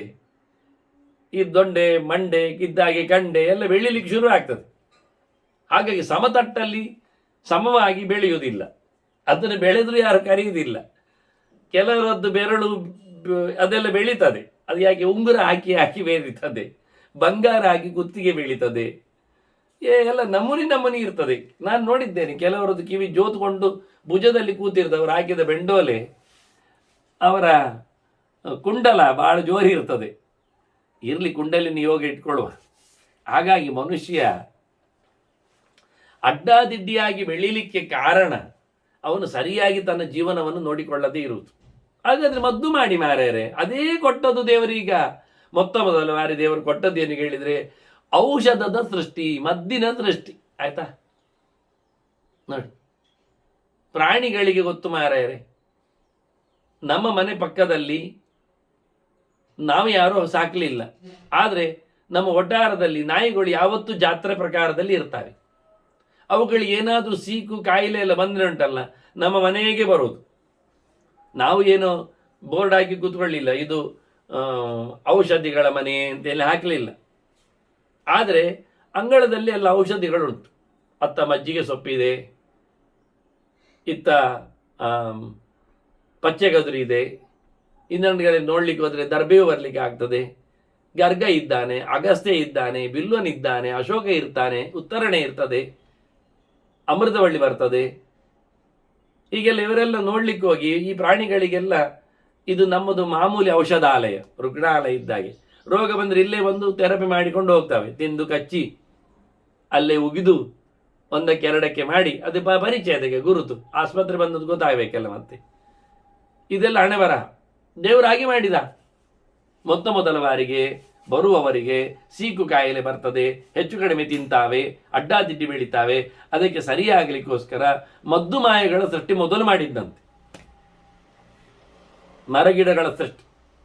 ಇದು ಎಷ್ಟು ಮದ್ದು ಮಾಯ ಕೇಳಿದರೆ, ಇದು ಹಣ್ಣು ಆಗ್ತದೆ ಮದ್ದಿಗೆ, ಕಾಯಿಯೂ ಬರ್ತದೆ, ಪುಷ್ಪವೂ ಆಗ್ತದೆ, ಪತ್ರೆಯೂ ಸಿಗ್ತದೆ, ಕಿಸಲೆಗಳೆಯೂ ಸರಿ, ಕೇಸರೂ ಔಷಧವೇ, ಅದರ ತೊಗಟೆಯೂ ಆಗ್ಬೋದು, ನಾರು ತೆಗಿಲಿಕ್ಕೆ ಬರ್ತದೆ, ಕಡ್ಡಿಯು ಒಣಗಿಸಿ ಕುದಿಸುವುದು ತಿನ್ನುವುದೇ, ಬೇರು ಕಡಿಯುವುದೇ ತೆಗೆಯುವುದೇ. ನಖಶಿಖ ಅಂತ ಅದನ್ನು ಬೋಳಿಸ್ಲಿಕ್ಕೆ ಬರ್ತದೆ ಔಷಧವಾಗಿ. ನೋಡಿ ಗಮ್ಮತ್ತು ಕೇಳಿ, ಎಂತ ಮಾಡುದು, ಹೇಗಿರ್ತದೆ.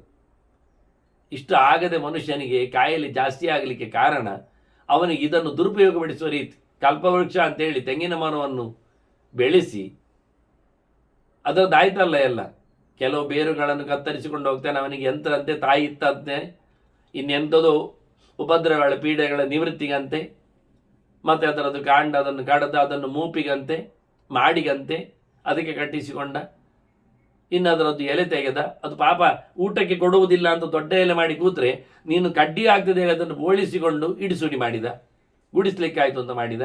ಸ್ವಲ್ಪ ಹೊತ್ತಿನಲ್ಲಿ ತಿಂದು ಹಾಕಿದ ಹೆಚ್ಚು ಕಡಿಮೆ, ಅದನ್ನು ಹಲ್ಲಿಗಳ ಎಡೆಯಲ್ಲಿ ಸಿಕ್ಕಿದ್ದನ್ನು ತೆಗಿಲಿಕ್ಕೆ ಅಂತ ಕಡ್ಡಿ ಮಾಡಿಕೊಂಡು ಅದನ್ನು ಮತ್ತೆ ನೋಡಿ ಇಡಿಸುಡಿ ಕಡ್ಡಿ ಅವನಿಗೆ ಉಪಯೋಗಕ್ಕೆ ಬರ್ತದೆ.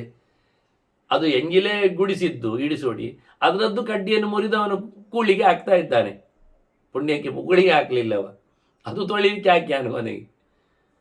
ಅದು ಸಾಲದೆ ಅವನು ಅದನ್ನು ತೆಂಗಿನಕಾಯಿ ತೆಗೆದ, ಅದನ್ನು ಹಿಂಡಿ ಎಣ್ಣೆ ಮಾಡಿದ, ಇಲ್ಲ ಅದನ್ನು ಹಾಲು ತೆಗೆದ, ಅದನ್ನು ಹಿಂಡಿ ಹೋಳಿಗೆಯಲ್ಲಿ ತಿಂದ. ಒಂದೆರಡು ಹೋಳಿಗೆ ಬಿಡಿ, 40-50 ಹೋಳಿಗೆ ತಿನ್ನುವುದೊಂದು ಎಂತ ಹೇಳ್ತೀರಿ? ಅಲ್ಲ, ತಿನ್ನುವವರಿಗೆ ಭಕ್ಷಕರಿಗೆ ಏನು ತಿನ್ನಲಿಕ್ಕೆ ಆಗ್ತದೆ ಬಿಡಿ, ಅದು ಸತ್ಯವೇ. ಇನ್ನವನಿಗೆ ಕಾಯಿ ಆಗಲಿಕ್ಕೆ, ಹಣ್ಣಾಗಲಿಕ್ಕೆ, ಸಿಯಾಳಾಗಲಿಕ್ಕೆ ಪುರುಸೋತಿಲ್ಲ, ಅದರ ಗೊಮ್ಮನ್ನೇ ಕತ್ತರಿಸಿ ಅದಕ್ಕೆ ಮಡಿಕೆ ಕಟ್ಟಿದ, ಅದನ್ನು ಸಾರಾಯಿ ಕಲ್ಲಿ ಹೆಂಡ ಮಾಡಿ ಕೊಡುದ. ನೋಡಿ ಅದು ಆಗ್ತದೆ ಅವನಿಗೆ. ಕಲ್ಪವೃಕ್ಷ ಅಮೃತ ಮಾತ್ರ ಅಲ್ಲ, ಹೆಂಡವನ್ನು ಕೊಡ್ತದೆ. ನೋಡಿ, ಕಲ್ಲಿಯನ್ನು ಕೊಡ್ತದೆ, ಸುರೆಯನ್ನು ಕೊಡ್ತದೆ, ಸುಧೆಯನ್ನು ಕೊಡ್ತದೆ, ಸುರೆಯನ್ನು ಕೊಡ್ತದೆ. ಭೂತಕ್ಕೆ ಅಣಿ ಕಟ್ಟಲಿಕ್ಕೂ ಅದುವೆಯ ಸಿರಿ ನಡುವಂತ ತೆಗೆದ. ಇನ್ನು ಹೂ ಬಿಟ್ಟದ್ದಷ್ಟೇ, ಅದನ್ನು ಕಡ್ಕೊಂಡೋಗಿ ಧ್ವಜ ಮರಕ್ಕೆ ಕಟ್ಟಿದ್ರು.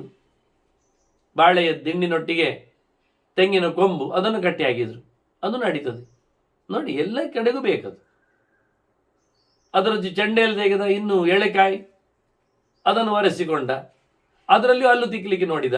ಅಬ್ಬಾ, ಪುಣ್ಯಾತ್ಮ ಕಲ್ಪವೃಕ್ಷದ ಅದಂತ ಕಾಷ್ಟದವ, ಎಂತ ಎಲ್ಲ ಮಾಡಲಿಕ್ಕೆ ಆಗ್ತದೆ. ಅದನ್ನು ಮಡಲು ಮಾಡಿದ, ಚಪ್ಪರ ಮಾಡಿದ, ಬಿಸಿಲಿಗೆ ಅದನ್ನು ಅರಳಿಸಿ ಕೊಡೆಯಾಗಿ ಹಿಡಿದ, ಛತ್ರ ಮಾಡಿದ, ಏನಾಗ್ತದೆ. ಹೀಗೆ ಇಡೀ ಅವನ ಜಗತ್ತಿಗೆ, ಜೀವಜಾತಗಳಿಗೆ, ಜನ್ಮೋದ್ಧಾರಕ್ಕೆ, ದೇಹದ ತೃಪ್ತಿಗೆ, ಮೊದಲ ಬಾರಿಗೆ ಮನುಷ್ಯರ ಅಥವಾ ಜೀವಿಗಳ, ಪ್ರಾಣಿಗಳ ಉದ್ಧಾರಕ್ಕಾಗಿ ಭಗವಂತ ಮಾಡಿದ ಮೊದಲ ಪ್ಲ್ಯಾನ್ ಇಡೀ ಜಗತ್ತಿನಲ್ಲಿ ಹಚ್ಚ ಹಸಿರು. ಉಸಿರಾಟಕ್ಕೆ ಆಮ್ಲಜನಕ ಕೊಡುವ ಸಂಗತಿಗಳಿವು. ಕೆಟ್ಟ ಗಾಳಿಯನ್ನು ಎಳೆದು ಮನುಷ್ಯನ ಬದುಕಿಗೆ ಆರಾಮವಾಗಿ ಮಾಡುವಂಥದ್ದು. ನೆರಳು ಕೊಟ್ಟವು, ಹಣ್ಣು ಕೊಟ್ಟವು, ನೆಲದಲ್ಲಿ ನೀರು ಹಿಡಿದು ನಿಂತವು, ಎಷ್ಟು ಉಪಕಾರ ಮಾಡಿದ್ದು ನೋಡಿ. ಆದ್ದರಿಂದ ಮೊದಲು ಹುಟ್ಟಿ ನಮಗೆ ಸರ್ವಸ್ವವನ್ನು ತಮ್ಮನ್ನು ಸಮರ್ಪಿಸಿಕೊಂಡವುಗಳು ಅಂತ ಯಾಜ್ಞವಲ್ಕ್ಯರು ಹೇಳ್ತಾರೆ. ತಥೋ ಬ್ರಹ್ಮಾಂಡಮ ಸೃಜತ್, ಮತ್ತೆ ಜೀವೋತ್ತಮನಾಜ ಚತುರ್ಮುಖ ಬಂದತ್ತು. ನೋಡಿ ಬರುವಾಗ ಹೇಗೆ ನೋಡಿ, ಹೈರಣ್ಯಾಂಡ ಸಮುದ್ಭವಂ, ಒಂದು ಮೊಟ್ಟೆ ಒಳಗಿಂದ ಬಂದ, ಚಿನ್ನದ ಮೊಟ್ಟೆ, ಬಹಳ ಚೆನ್ನಾಗಿತ್ತು. ಸಾಮೂರ್ತಿ ಸರ್ವಭೂತಾನಾಂ, ಎಲ್ಲರ ಅವನು ಮಾಡೆಲ್, ಎಲ್ಲ ಜೀವರ ಅಭಿಮಾನಿಯವ. ಅವನು ಮತ್ತೆ ಮೊಟ್ಟೆಯಲ್ಲಿ ಕೂತ, ಸಂವತ್ಸರಮ ಶಿತ್ವಾಂಡೆ ನಿಷ್ಕ್ರಮ್ಯ, ಒಂದು ವರ್ಷದ ದೇವತೆಗಾಳತ್ತು ಮೊಟ್ಟೆಯೊಳಗೆ ಇದ್ದ, ಮತ್ತೆ ಒಡೆದ. ಸಂದದೇ ಅರ್ಧಂ ಮಹೀಂ ಕೃಷ್ಣಾಂ ದಿವಮರ್ಧಂ ಪ್ರಜಾಪತಿ, ಅರ್ಧ ನೆಲಕ್ಕೆ ಅರ್ಧ ಮುಗಿಲಿಗೆ ಅಂತ ಮಾಡಿದ. ಹೀಗೆ ದ್ಯಾವಾ ಪೃಥಿವ್ಯೋರಿದಮಂತರಂ ಹೀ ಅಂತೆಲ್ಲ ಹೇಳುದಾಗಿ, ನಡುವೆಯಲ್ಲಿ ಆಕಾಶ, ತಯೋ ಶಕಲಯೋ ಮಧ್ಯಂ ಆಕಾಶಮಕರೋತ್ ಪ್ರಭು. ಕೆಳಗಿನ ಲೋಕಗಳು ಅರ್ಧಕ್ಕೋಯ್ತು, ಮೇಲಿನ ಲೋಕಗಳು ಮೇಲಕ್ಕೋದವು 7, ನಡುವಿನಲ್ಲಿ ಆಕಾಶ ಸೃಷ್ಟಿಯಾಯಿತು. ಹೀಗೆ ಮೊದಲು ಮಾಡಿದವ ಚತುರ್ಮುಖ. ಅಲ್ಲಿಂದ ಸೃಜತಿ ಅಹಂಕಾರಂ ಋಷಿಂ ಭೂತಂ ದಿವ್ಯಾತ್ಮಕಂ ತಥಾ, ಚತುರ್ಮುಖ ಪಂಚಮುಖನನ್ನು ತಂದ, ಚಿಂತನಶೀಲನನ್ನು ತಂದ, ಮನೋಭಿಮಾನಿಯನ್ನು ತಂದ, ರುದ್ರನನ್ನು ತಂದ, ಅಹಂಕಾರ ನಾನು ಹೇಳುವವನನ್ನು ತಂದ, ಅವನನ್ನು ತಂದಿಟ್ಟ. ಅವನು ಜೀವಕ್ಕೆ ಒಡೆಯನಾಗಿದ್ದಾನೆ ನೋಡಿ. ಅದರೊಟ್ಟಿಗೆ ಚತುರಶ್ಚ ಅಪರಾನ್ ಪುತ್ರಾನ್ ದೇಹಾತ್ ಪೂರ್ವ ಮಹಾನ್ ಋಷಿ, 4 ಮಕ್ಕಳನ್ನು ತಂದಿದ್ದಾನೆ ಮೊದಲಿಗೆ. ಅದು ಸನಕ ಸನಂದನ ಸನಾತನ ಸನತ್ ಕುಮಾರ್ ಅವರು ಆಗ್ತದೆ. ಅದು 4 ಮುಖದ ಮನಸ್ಸಿನ ಅಭಿಮಾನಿಗಳು ಹೌದವರು. ಅದರಲ್ಲಿ ಪ್ರಧಾನನಾಗಿ ಸನತ್ ಕುಮಾರ ಇದ್ದಾನೆ, ಅವನೇ ಸ್ಕಂದ ಇತ್ಯಾಚಕ್ಷತೆ ಅಂತ ಶಿವಪುತ್ರನು ಹೌದವನು. ಆದರೆ ಇವರೆಲ್ಲರೂ ಬರುವ ಮುಂಚೆ ಇವರು ಬಂದಿದ್ದಾರೆ ಚತುರ್ಮುಖನಿಂದಲೇ. 4 ಮಜಲಿನ ಮನಸ್ಸು, ವಾಸ್ತವವಾಗಿ ನೋಡ್ಲಿಕ್ಕೆ ಹೋದರೆ ಮನಸ್ಸು, ಬುದ್ಧಿ, ಅಹಂಕಾರ, ಚಿತ್ತ ಅಂತ ಇದು 4 ಹೌದು. ಇದು 4ರಲ್ಲಿ ರುದ್ರರು ಇದ್ದಾರೆ, ರುದ್ರ ಸಮಾನವರು ಇದ್ದಾರೆ, ಗರುಡಶೇಷರು ಇದ್ದಾರೆ, ರುದ್ರ ಪುತ್ರರು ಇದ್ದಾರೆ, ಚತುರ್ಮುಖನ ಮಗನು ಇದ್ದಾನೆ, ನಾರಾಯಣನ ಮಗನು ಬರ್ತಾನೆ. ಇದನ್ನೆಲ್ಲ ಹೇಳಲಿಕ್ಕೋಸ್ಕರ ಅವರು ಇದರೊಟ್ಟಿಗೆ ಬುದ್ಧಿಗೆ ದೊಡ್ಡ ತತ್ವವಾಗಿ ನಿಂತ ಚತುರ್ಮುಖನ ರಾಣಿ ಸರಸ್ವತಿ ಇದ್ದಾಳೆ, ಜೊತೆಯಲ್ಲಿ ವಾಯುವಿನ ಪತ್ನಿ ಭಾರತಿ ಇದ್ದಾಳೆ. ಆದ್ರಿಂದ ಸರಸ್ವತಿ ಭಾರತೀಯರು, ಆನಂತರ ಗರುಡ ಶೇಷ, ಈ 4 ಜನರ ಸೃಷ್ಟಿ. ಇದರಲ್ಲಿ ಶ್ರೇಷ್ಠನು ಅದಕ್ಕೆ ಪೂರ್ವ ಶಬ್ದ ಆಗಿದ್ದು, ಶಿವನಿಗಿಂತ ಮೊದಲು ಬಂದ ಅಂತ. ಬೇಕಾದರೆ ಶೇಷನು ಶಿವನು ಒಬ್ಬನೇ ಆಗಿ ಬಿಟ್ಟರು, ಅದರ ಜೊತೆಯಲ್ಲಿ ಅವನ ತತ್ವ ಪಾರ್ವತಿ ಬುದ್ಧಿ ತತ್ವಕ್ಕಿದ್ದಾಳೆ. ಹಾಗೆ ಪಾರ್ವತಿ ಜೊತೆಯಲ್ಲಿ ಗರುಡನ ಮಡದಿ ವಾರುಣಿ, ಹಾಗೆ ಇತ್ತ 2 ಜನ ಸ್ಕಂದ ಮತ್ತೆ ಗರುಡ. ಇವರನ್ನು ಒಟ್ಟು ಸುಮಾರು ಪ್ರಕಾರದಿಂದ ಸೃಷ್ಟಿಯನ್ನು ಚತುರ್ಮುಖನಿಂದ ಆದವರನ್ನು ಗಮನಿಸ್ತಾರೆ. ಅಷ್ಟೇ ಅಲ್ಲದೆ ಚತುರ್ಮುಖನಿಂದ ಬಂದಾಗ ಗರುಡ, ಶೇಷ, ರುದ್ರ, ಆ ಬಳಿಕ ಇಂದ್ರನು ಬಂದಿದ್ದಾನೆ. ಇಂದ್ರನ ಜೊತೆಯಲ್ಲಿ ಕಾಮನು ಇದ್ದಾನೆ. ಮತ್ತೆ ಹೀಗೆ 4 ಪ್ರಕಾರದ ಸೃಷ್ಟಿಗಳ ಚಿಂತನೆ ರುದ್ರನು ಮೊದಲು ಹೇಳಿದ್ದರಿಂದ ಸೃಷ್ಟಿ ಆಯಿತು. ಅದಕ್ಕೆ ನಾವು ಕೇಳೋದು ಋಷಿಗಳ ಮಾತಿನಲ್ಲಿ ಏನು ಹೇಳ್ತಾರೆ, ಎಷ್ಟು ಪ್ರಕಾರದಲ್ಲಿ ಹೇಳ್ತಾರೆ ಅಂತ. ಈ ಅಹಂಕಾರ ಏನು ಮಾಡಿದ, ಪಂಚಭೂತಗಳನ್ನು ಸೃಷ್ಟಿ ಮಾಡಿದ. ಈ ಪಂಚಭೂತಗಳು ಏತೇ ವಿಶೇಷ ರಾಜೇಂದ್ರ ಮಹಾಭೂತೇಶು ಪಂಚಸ್ಸು, 5 ಭೂತಗಳಲ್ಲಿ 5 ವಿಶೇಷಗಳಿವೆ. ವಿಶೇಷ ಅಂದರೆ ಎಕ್ಸ್ಕ್ಲೂಸಿವ್ ಕ್ವಾಲಿಟಿ. ಒಂದೊಂದು ಭೂತದಲ್ಲಿ ಒಂದೊಂದು ಗಮ್ಮತ್ತು. ಆಕಾಶದಲ್ಲಿ ಶಬ್ದ, ಗಾಳಿಯಲ್ಲಿ ಸ್ಪರ್ಶ, ಆನಂತರ ರೂಪ, ಅಗ್ನಿಯಲ್ಲಿ, ನೀರಿನಲ್ಲಿ ರಸ, ಮಣ್ಣಿನಲ್ಲಿ ಕಂಪು, ಗಂಧ. ಇದನ್ನು ವಿಶೇಷ ಅಂತ ಹೇಳ್ತಾರೆ. ಈ ಪಂಚವಿಶೇಷಗಳ ನಂತರದಲ್ಲಿ ಈ ಪಂಚವಿಶೇಷಗಳೇ ವಿಶೇಷಗಳು ಮಾರ್ರೆ. ಇದು ವಿಶೇಷ ಅಂದರೆ ಇದು ವಿಶೇಷ ಅಂತ ಜನ ಸಿಕ್ಕಿದ ತಕ್ಷಣ ಕೇಳುವುದಿಲ್ಲ, ಏನು ವಿಶೇಷ ಅಂತ ಕೇಳುವುದಿಲ್ವ? ವಿಶೇಷ ಎಂಥದ್ದು ಇಲ್ಲ ಮಾರ್ಯಾರೆ, ದಿನ ಮಾಮೂಲಿ ಇದ್ದದ್ದೇ ಅಂತ ಹೇಳಿಬಿಡ್ತಾರೆ. ಹಾಗೆ ಯೈರ್ ಆವಿಷ್ಟಾನಿ ಭೂತಾನಿ, ಈ 5 ವಿಶೇಷಗಳಲ್ಲಿಯೇ ಎಲ್ಲ ಭೂತಗಳಿರು, ಎಲ್ಲ ಜೀವಗಳಿಗೆ ಇದೇ ಇರು. ಕೆಲವಕ್ಕೆ ಶಬ್ದ ಅಂದರೆ ಭಾರಿ ಇಷ್ಟ, ಕೆಲವಕ್ಕೆ ಶಬ್ದ ಅಂದರೆ ಆಗುವುದಿಲ್ಲ, ಕೆಲವಕ್ಕೆ ನೋಡುವುದಂದರೆ ಭಾರಿ ಗಮ್ಮತ್ತು, ಕೆಲವಕ್ಕೆ ಎಂತ ನೋಡಿದ್ರೆ ಇಷ್ಟ ಆಗೋದಿಲ್ಲ, ಕೆಲವಕ್ಕೆ ತಿನ್ನುವುದರಲ್ಲೇ ಚಟ, ಕೆಲವಕ್ಕೆ ಬಾಯಿ ಹಾಕಿದರೆ ವಾಂತಿ ಬರ್ತದೆ, ಕೆಲವಕ್ಕೆ ಪರಿಮಳ ಸೆಂಟ್ ಹಾಕೊಳ್ತಾನೆ ಇರುವುದು ಗಸೆಂಟ್, ಕೆಲವಕ್ಕೆ ಮೂಸಿದ್ರೆ ತಲೆ ತಿರುಗ್ತದೆ, ಕೆಲವಕ್ಕೆ ಮುಡ್ತಾ ಇರಬೇಕು, ದಿಕ್ತಾ ಇರಬೇಕು, ಕೆಲವಕ್ಕೆ ಹತ್ತಿರ ಬಂದರೆ ನಾರ್ತದೆ. ಹೀಗೆ ಈ ಪಂಚ ವಿಷಯಗಳೇ ಲೋಕದಲ್ಲಿ ಪಂಚವಿಶೇಷಗಳು. ಒಬ್ಬೊಬ್ಬರು ಒಂದು ಬಗೆ, ಒಂದೊಂದು ರೀತಿ. ಒಬ್ಬೊಂದು ಮನೆ ಪಕ್ಕದಲ್ಲಿದ್ದಾನೆ, ಇಡೀ ದಿನ ಊದ್ತಾನೇ ಇರ್ತಾನವ, ಅವನು ಊದಿದ್ದೇ ರಾಗ, ಅವ ಹೇಳಿದ್ದೇ ಸೊಲ್ಲು, ಈ ನಮೂನೆ. ಕೆಲವೆಲ್ಲ ಕೇಳಿದ್ರೆ ಹೇಳ್ತಾರೆ, ನಿಮಗೆ ಎಂಥದಕ್ಕೆ ಮಾರ್ಯಾರೆ, ಕೃಷ್ಣನಿಗೆ ಕೊಡಲು ಇಷ್ಟ ಅಲ್ವಾ? ಅದು ಯಾವಾಗ? ಪೆತ್ತವನ್ನು ಕರೆದಾಗ. ಇವ ಕೈಕಂಜಿ ಕರೆಯುವುದ ಇಲ್ಲಿ ಕರ್ಮದವ? ಇದೆಂತ ಧ್ಯಾನವ, ಯೋಗವ? ಬೆಳಿಗ್ಗೆ ರಾತ್ರಿ ಎಲ್ಲ ಮಾಡಲಿಕ್ಕೆ ಇಡೀ ಫ್ಯಾಮಿಲಿಗೆ ರೋಗ ಅದು. ಈ ರೀತಿ ಅದು ಚೋಮನ ದುಡಿ ಇದ್ದಾಗೆ, ಪುರುಸೋತಾದಾಗೆಲ್ಲ ಬಡಿಯುವುದೇ ಇದ್ದಾಗೆ, ಆ ನಮೂನೆ ಸಂಕಟ ಸೀಕ್ ಇರಲಿ. ಹೀಗೆ ಒಬ್ಬೊಬ್ಬರು ಒಂದೊಂದು ರೀತಿ. ಒಬ್ಬ ಆಡ್ತಾನೆ ಇರ್ತಾನೆ ಬೆದಮಿನವ, ಅವನದ್ದು ರೋಗ ನಿಲ್ಲುವುದೇ ಇಲ್ಲ, ಅವನೇ ಹೇಳ್ತಾನೆ ಮತ್ತೆ ಬೊಗಳಿ ರಾಗ ಅಂತ. ಅದೇ ಸಮಸ್ಯೆ ನಮಗೆ. ಹೀಗೆ ಪಂಚ ವಿಷಯಗಳಲ್ಲಿ ಅನ್ಯೋನ್ಯಂ ಸ್ಪೃಹಂತಿ ಐತೆ, ಒಂದಕ್ಕೊಂದು ಎಳೆದಾಡುವುದೇನು ಮಾರ್ಯಾರೆ ಈ ಲೋಕದಲ್ಲಿ. ತಿನ್ಲಿಕ್ಕೆ ಕಾದಾಗ ಎಲ್ಲ ಒಟ್ಟು ಮುಗಿದು ಬೀಳುವುದು, ಮುಸ್ಲಿಕ್ಕೆ ನಿಂತಾಗ ಎಲ್ಲ ಮುಸುಂಡ ಹಾಕುವುದು, ಏನೊಂದು ಗೊತ್ತಿಲ್ಲ, ಎಲ್ಲಕ್ಕೂ ಎಲ್ಲವೂ ಬೇಕು. ಅನ್ಯೋನ್ಯ ಮತಿವರ್ತಂತೆ, ಒಂದಕ್ಕೊಂದು ಕಾಂಪಿಟೇಷನ್ ಮಾರ್ಯಾರೆ, ಸ್ಪರ್ಧೆ, ಯಾರು ಮೊದಲು ಓಡುವುದು ಅಂತ. ಎಂತ ಕರ್ಮಕ್ಕೆ ಓಡಿ ಎಂತ ಆಗ್ತದೆ? ಎಂಥದ್ದು ಇಲ್ಲ. ಒಂದು ಕಬ್ಬಿಣದ್ದು ಪದಕ ಕುತ್ತಿಗೆಗೆ ಹಾಕ್ತಾರೆ, ನಾಯಿ ಮಗನೇ ಇಲ್ಲಿ ಬಾ ಅಂತ, ಮತ್ತೆಂಥದ್ದು. ಇದರ ಆಚೆಗೆ ಏನಿರುವುದಿಲ್ಲ. ತಿನ್ಲಿಕ್ಕೆ ಬರ್ತದೆ, ಅದು ಉಪಯೋಗಕ್ಕೆ ಸಿಗ್ತದ? ಏನಿಲ್ಲ. ತೋರಿಸಿ ಅಂತ ಮಾಡು. ಇತ್ತೀಚೆಗೆ ನೋಡಿದ್ರಲ್ಲ ಹೇಗಿತ್ತು ಅಂತ, ಹೆಣ್ಮಗಳೊಬ್ಬಳು ರೈಲ್ವೆ ಸ್ಟೇಷನಲ್ಲಿ ಕೂತಿದ್ದಾಳೆ, ಊಟಕ್ಕಿಲ್ಲದೆ ಮಲಗಲಿಕ್ಕಿಲ್ಲದೆ. ಯಾರಪ್ಪ ನೀನು ಏನಪ್ಪ ಕೇಳಲಿಕ್ಕೆ ಹೋದ್ರೆ ಹೇಳ್ತಾಳೆ I am one time of pilot ಅಂತಾಳೆ. ನೋಡಿ, ಮತ್ತು ನಿಮ್ಮ ಗಂಡ, ನನ್ನ ಗಂಡ ಭಾರಿ ಜೋರು ಕ್ರಿಕೆಟ್ ಪ್ಲೇಯರ್ ಆಗಿದ್ದ ಗುಜರಾತಲ್ಲಿ, ಎಲ್ಲ ಮಿನಿಸ್ಟರ್ಸ್ಗಳೆಲ್ಲ ಗೊತ್ತು ಅಂತಾಳೆ. ನೋಡಿ, ಅವಳ ಐಡಿ ಕೇಳಲಿಕ್ಕೆ ಹೋದ್ರೆ ಅವಳ ಅವಸ್ಥೆ ನೋಡಿ ಏನಾಗಿದೆ, ಬೀದಿ ಬಾದಿ ಆಗಿದೆ. ಜನರ ಕತೆ ಹಾಗೆ ಅಲ್ಲಿ ಏನಿಲ್ಲ. ಎಲ್ಲ ಪಾರ್ಕಲ್ಲಿ ಒಬ್ಬ ಕೂತು ಸೊಂಟೆ ಮಾಡ್ತಿದ್ದ, ಯಾರನ್ನು ಮುಟ್ಟದಾಗಿ ನೋಡೋದಾಗಿ ಮೂಸದಾಗಿ ಎಲ್ಲ. ಯಾರೊಬ್ಬ ಒಂದಿನ ಪಕ್ಕದಲ್ಲಿ ಸುಮಾರು ಸಮಯದ ನಂತರ ಬಂದು ಕೂತಾಗಲಿ ಇವನು ಸಿಡಿತಾ ಇದ್ದ. ಮೆಲ್ಲ ಹೇಳಿದ, ನಾನು IPS ಆಗಿದ್ದೆ, ಈಗ ಇಲ್ಲಿ ನನ್ನ ಮಕ್ಕಳು ಇಲ್ಲಿದ್ದಾರೆ, ನಾನಿಲ್ಲಿ ಕಾಂಪ್ಲೆಕ್ಸಲ್ಲಿ ಇದ್ದೇನೆ ಅಂತ. ಹಾಗೆ ಇವ ಮೆಲ್ಲ ಮಾತಾಡ್ತಾನೆ, ನಾನು IAS ಆದದ್ದು, ನಾನು ರಿಟೈರ್ಡ್ ಪೊಲೀಸ್ ಮ್ಯಾನ್. ಮಗನೇ, ನೀನು PC ಆಗು, PC ಅಂದರೆ ಪೊಲೀಸ್ ಕಮಿಷನರ್ ಆಗು, ಅಥವಾ ನೀನು ಪೊಲೀಸ್ ಕಾನ್ಸ್ಟೇಬಲ್ ಆಗು. ಎರಡು ಆದ ಬಳಿಕ ರಿಟೈರ್ಡ್ ಆದ ನಂತರ ಉಂಟಲ್ಲ, ಸ್ಯಾಲರಿ ಪಡೆದುಕೊಂಡು ಸುಮ್ಮನೆ ತೆಪ್ಪಗೆ ಮುದಿ ಕೋತಿಯಾಗಿ ಕೂತ್ಕೊಳ್ಳೋದಷ್ಟೆ. ಇವೆಲ್ಲ ರಿಟೈರ್ಡ್ ಆದ ಕೇರಿಗಳೇ ಇರುವುದು. ಒಬ್ಬೊಬ್ಬರು ದೊಡ್ಡ ದೊಡ್ಡ ಜನರೇ, ಆದರೆ ಯಾರಿಗೆ ಯಾರೂ ಅಲ್ಲ. ರಿಟೈರ್ಡ್ ಆದ ನಂತರ ಮುಗಿದೋಯ್ತು. ಒಂದು ಸರ್ತಿ ಬಲ್ಬು ಸಿಕ್ಕಿಸಿ ಬೆಳಕು ಕೊಟ್ಟು ಅದು ಆಯಿತು ಖಾಲಿ ಅಂದರೆ ಮತ್ತೆ ಅದನ್ನು ಮೂಸುವುದಿಲ್ಲ, ಗುಜ್ರಿಗೆ ಎಸಿತಾರೆ. ಅದು 40 ವೋಲ್ಟೇಜ್ ಇದ್ದಾಗಲಿ 400 ವೋಲ್ಟೇಜ್ ಇದ್ದಾಗಲಿ ಪ್ರಯೋಜನ ಏನಿಲ್ಲ. ಹಾಗೆ ಬಹಳ ಚಂದವಾಗಿ ಇವುಗಳು ಒಂದಕ್ಕೊಂದು ಗಲಾಟೆ ಮಾರ್ಯಾರೆ. ಪಂಚಭೂತಗಳ ವಿಷಯಗಳೆಡೆಗೆ ಇಡೀ ಪ್ರಪಂಚವೇ ವಾಲಿದೆ. ಅನ್ಯೋನ್ಯ ಸಾಯಿತೇ ಇರತ್ತ, ನಿನ್ಗೆ ಇರಬಾರ್ದು ನಂಗೆ ಇರಬಾರ್ದು, ನಂಗೆ ಬೇಡ ನಿಂಗೆ ಬೇಡ, ಒಬ್ರಿಗೊಬ್ರಿಗೆ ಆಗುದಿಲ್ಲ, ತಾಂಟುದೇ ತಾಂಟುದು, ಎಲ್ಲ ಒಟ್ಟು ಸೇರಿ ಕುಡಿಯುವ ಇಲ್ಲ, ನನಗೇ ಬೇಕು. ಮತ್ತೆ ಇವುಗಳದ್ದು ಲಡಾಯಿ ಎಷ್ಟು ಜೋರುಂಟು ಕೇಳಿದರೆ, ಅನ್ಯೋನ್ಯ ಸ್ಪರ್ಧಿನಸ್ತತ, ಒಟ್ಟು ಸ್ಪರ್ಧೆ. ತೇ ವಧ್ಯಮಾನ ಅನ್ಯೋನ್ಯಂ, ಒಂದಕ್ಕೊಂದು ಹೊಡೆದಾಟ, ಸಾಯಿಸುವುದು, ಇರ್ಲಿಕ್ಕೆ ಬಿಡುವುದಿಲ್ಲ, ನೋಡ್ಲಿಕ್ಕೆ ಇರುವುದಿಲ್ಲ.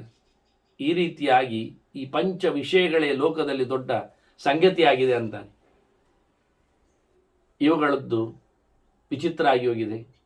ಪರಿವರ್ತಂತೆ ತಿರ್ಯಕ್ ಯೋನಿ ಪ್ರವೇಶಿತ. ಹಾಗಾಗಿ ಮುಂದೆ ಇವರದ್ದು ಕತೆ ಅಂತ ಕೇಳಿದರೆ ಹೊಡೆದಾಟ ಬಡಿದಾಟಗಳಿಂದ ಮೇಲಕ್ಕೆ ಹೋಗುವುದಿಲ್ಲ ಇವರು. ಇಹೈವ ಪರಿವರ್ತಂತೆ, ಇಲ್ಲೇ ತಿರುಗ್ತಾರೆ, ಇಲ್ಲ ಪ್ರಾಣಿ ಪಕ್ಷಿಗಳಾಗಿ ಹುಟ್ಟಿ ಕ್ರಿಮಿಕೀಟಗಳಾಗಿ ಹೆಣದ ಜೊತೆಯಲ್ಲಿ ಸಂಸಾರ ಮಾಡಲಿಕ್ಕೆ ಹೋಗ್ತಾವೆ ಅಷ್ಟೇ. ಮತ್ತೆಂತ ಕ್ರಿಮಿಕೀಟಗಳು ಎಲ್ಲಿರ್ತವೆ? ಕೊಳೆತ ಪದಾರ್ಥಗಳಲ್ಲಿ ಇರ್ತವೆ. ಬದುಕುವ ಬಗೆಯನ್ನೇ ಕಳ್ಕೊಳ್ತಾವೆ ಇವುಗಳು ಅಂತ ಹೇಳುತ್ತಾ ಬಹಳ ಸುಂದರವಾಗಿ ಈ ಸೃಷ್ಟಿಯ ಕೆಲವು ಬಿತ್ತರಗಳನ್ನು ಕೊಟ್ಟರು. ಪಂಚಭೂತಗಳ ಪಂಚ ವಿಷಯಕ್ಕೆ ಬಂದಾಗ ಯಾಜ್ಞವಲ್ಕ್ಯ ಭಾರಿ ಗಮ್ಮತ್ತಿನಲ್ಲಿ ಪ್ರಪಂಚ ಬಡಿದಾಡುವ ಕಥೆಯನ್ನು ಹೇಳಿದ. ವಿಷಯಗಳ ಮೇಲೆಯೇ ಜನರದ್ದು ವಿಶೇಷವಾದ ಕಳಕಳಿ ಎನ್ನುವುದನ್ನು ಬಹಳಷ್ಟು ಅದ್ದೂರಿಯಾಗಿ ತಿಳಿಸಿದ್ದಾನೆ. ಮುಂದೆ ಮನಸ್ಸಿನ ಇಂದ್ರಿಯಗಳ ಸೃಷ್ಟಿಯ ಜೊತೆಯಲ್ಲಿ ಚಿಂತನೆಯನ್ನು ಸಾಗಿಸುವ ವಂದನೆಗಳೊಂದಿಗೆ ಶ್ರೀಕೃಷ್ಣ ನಾರಾಯಣ ನಾರಾಯಣ.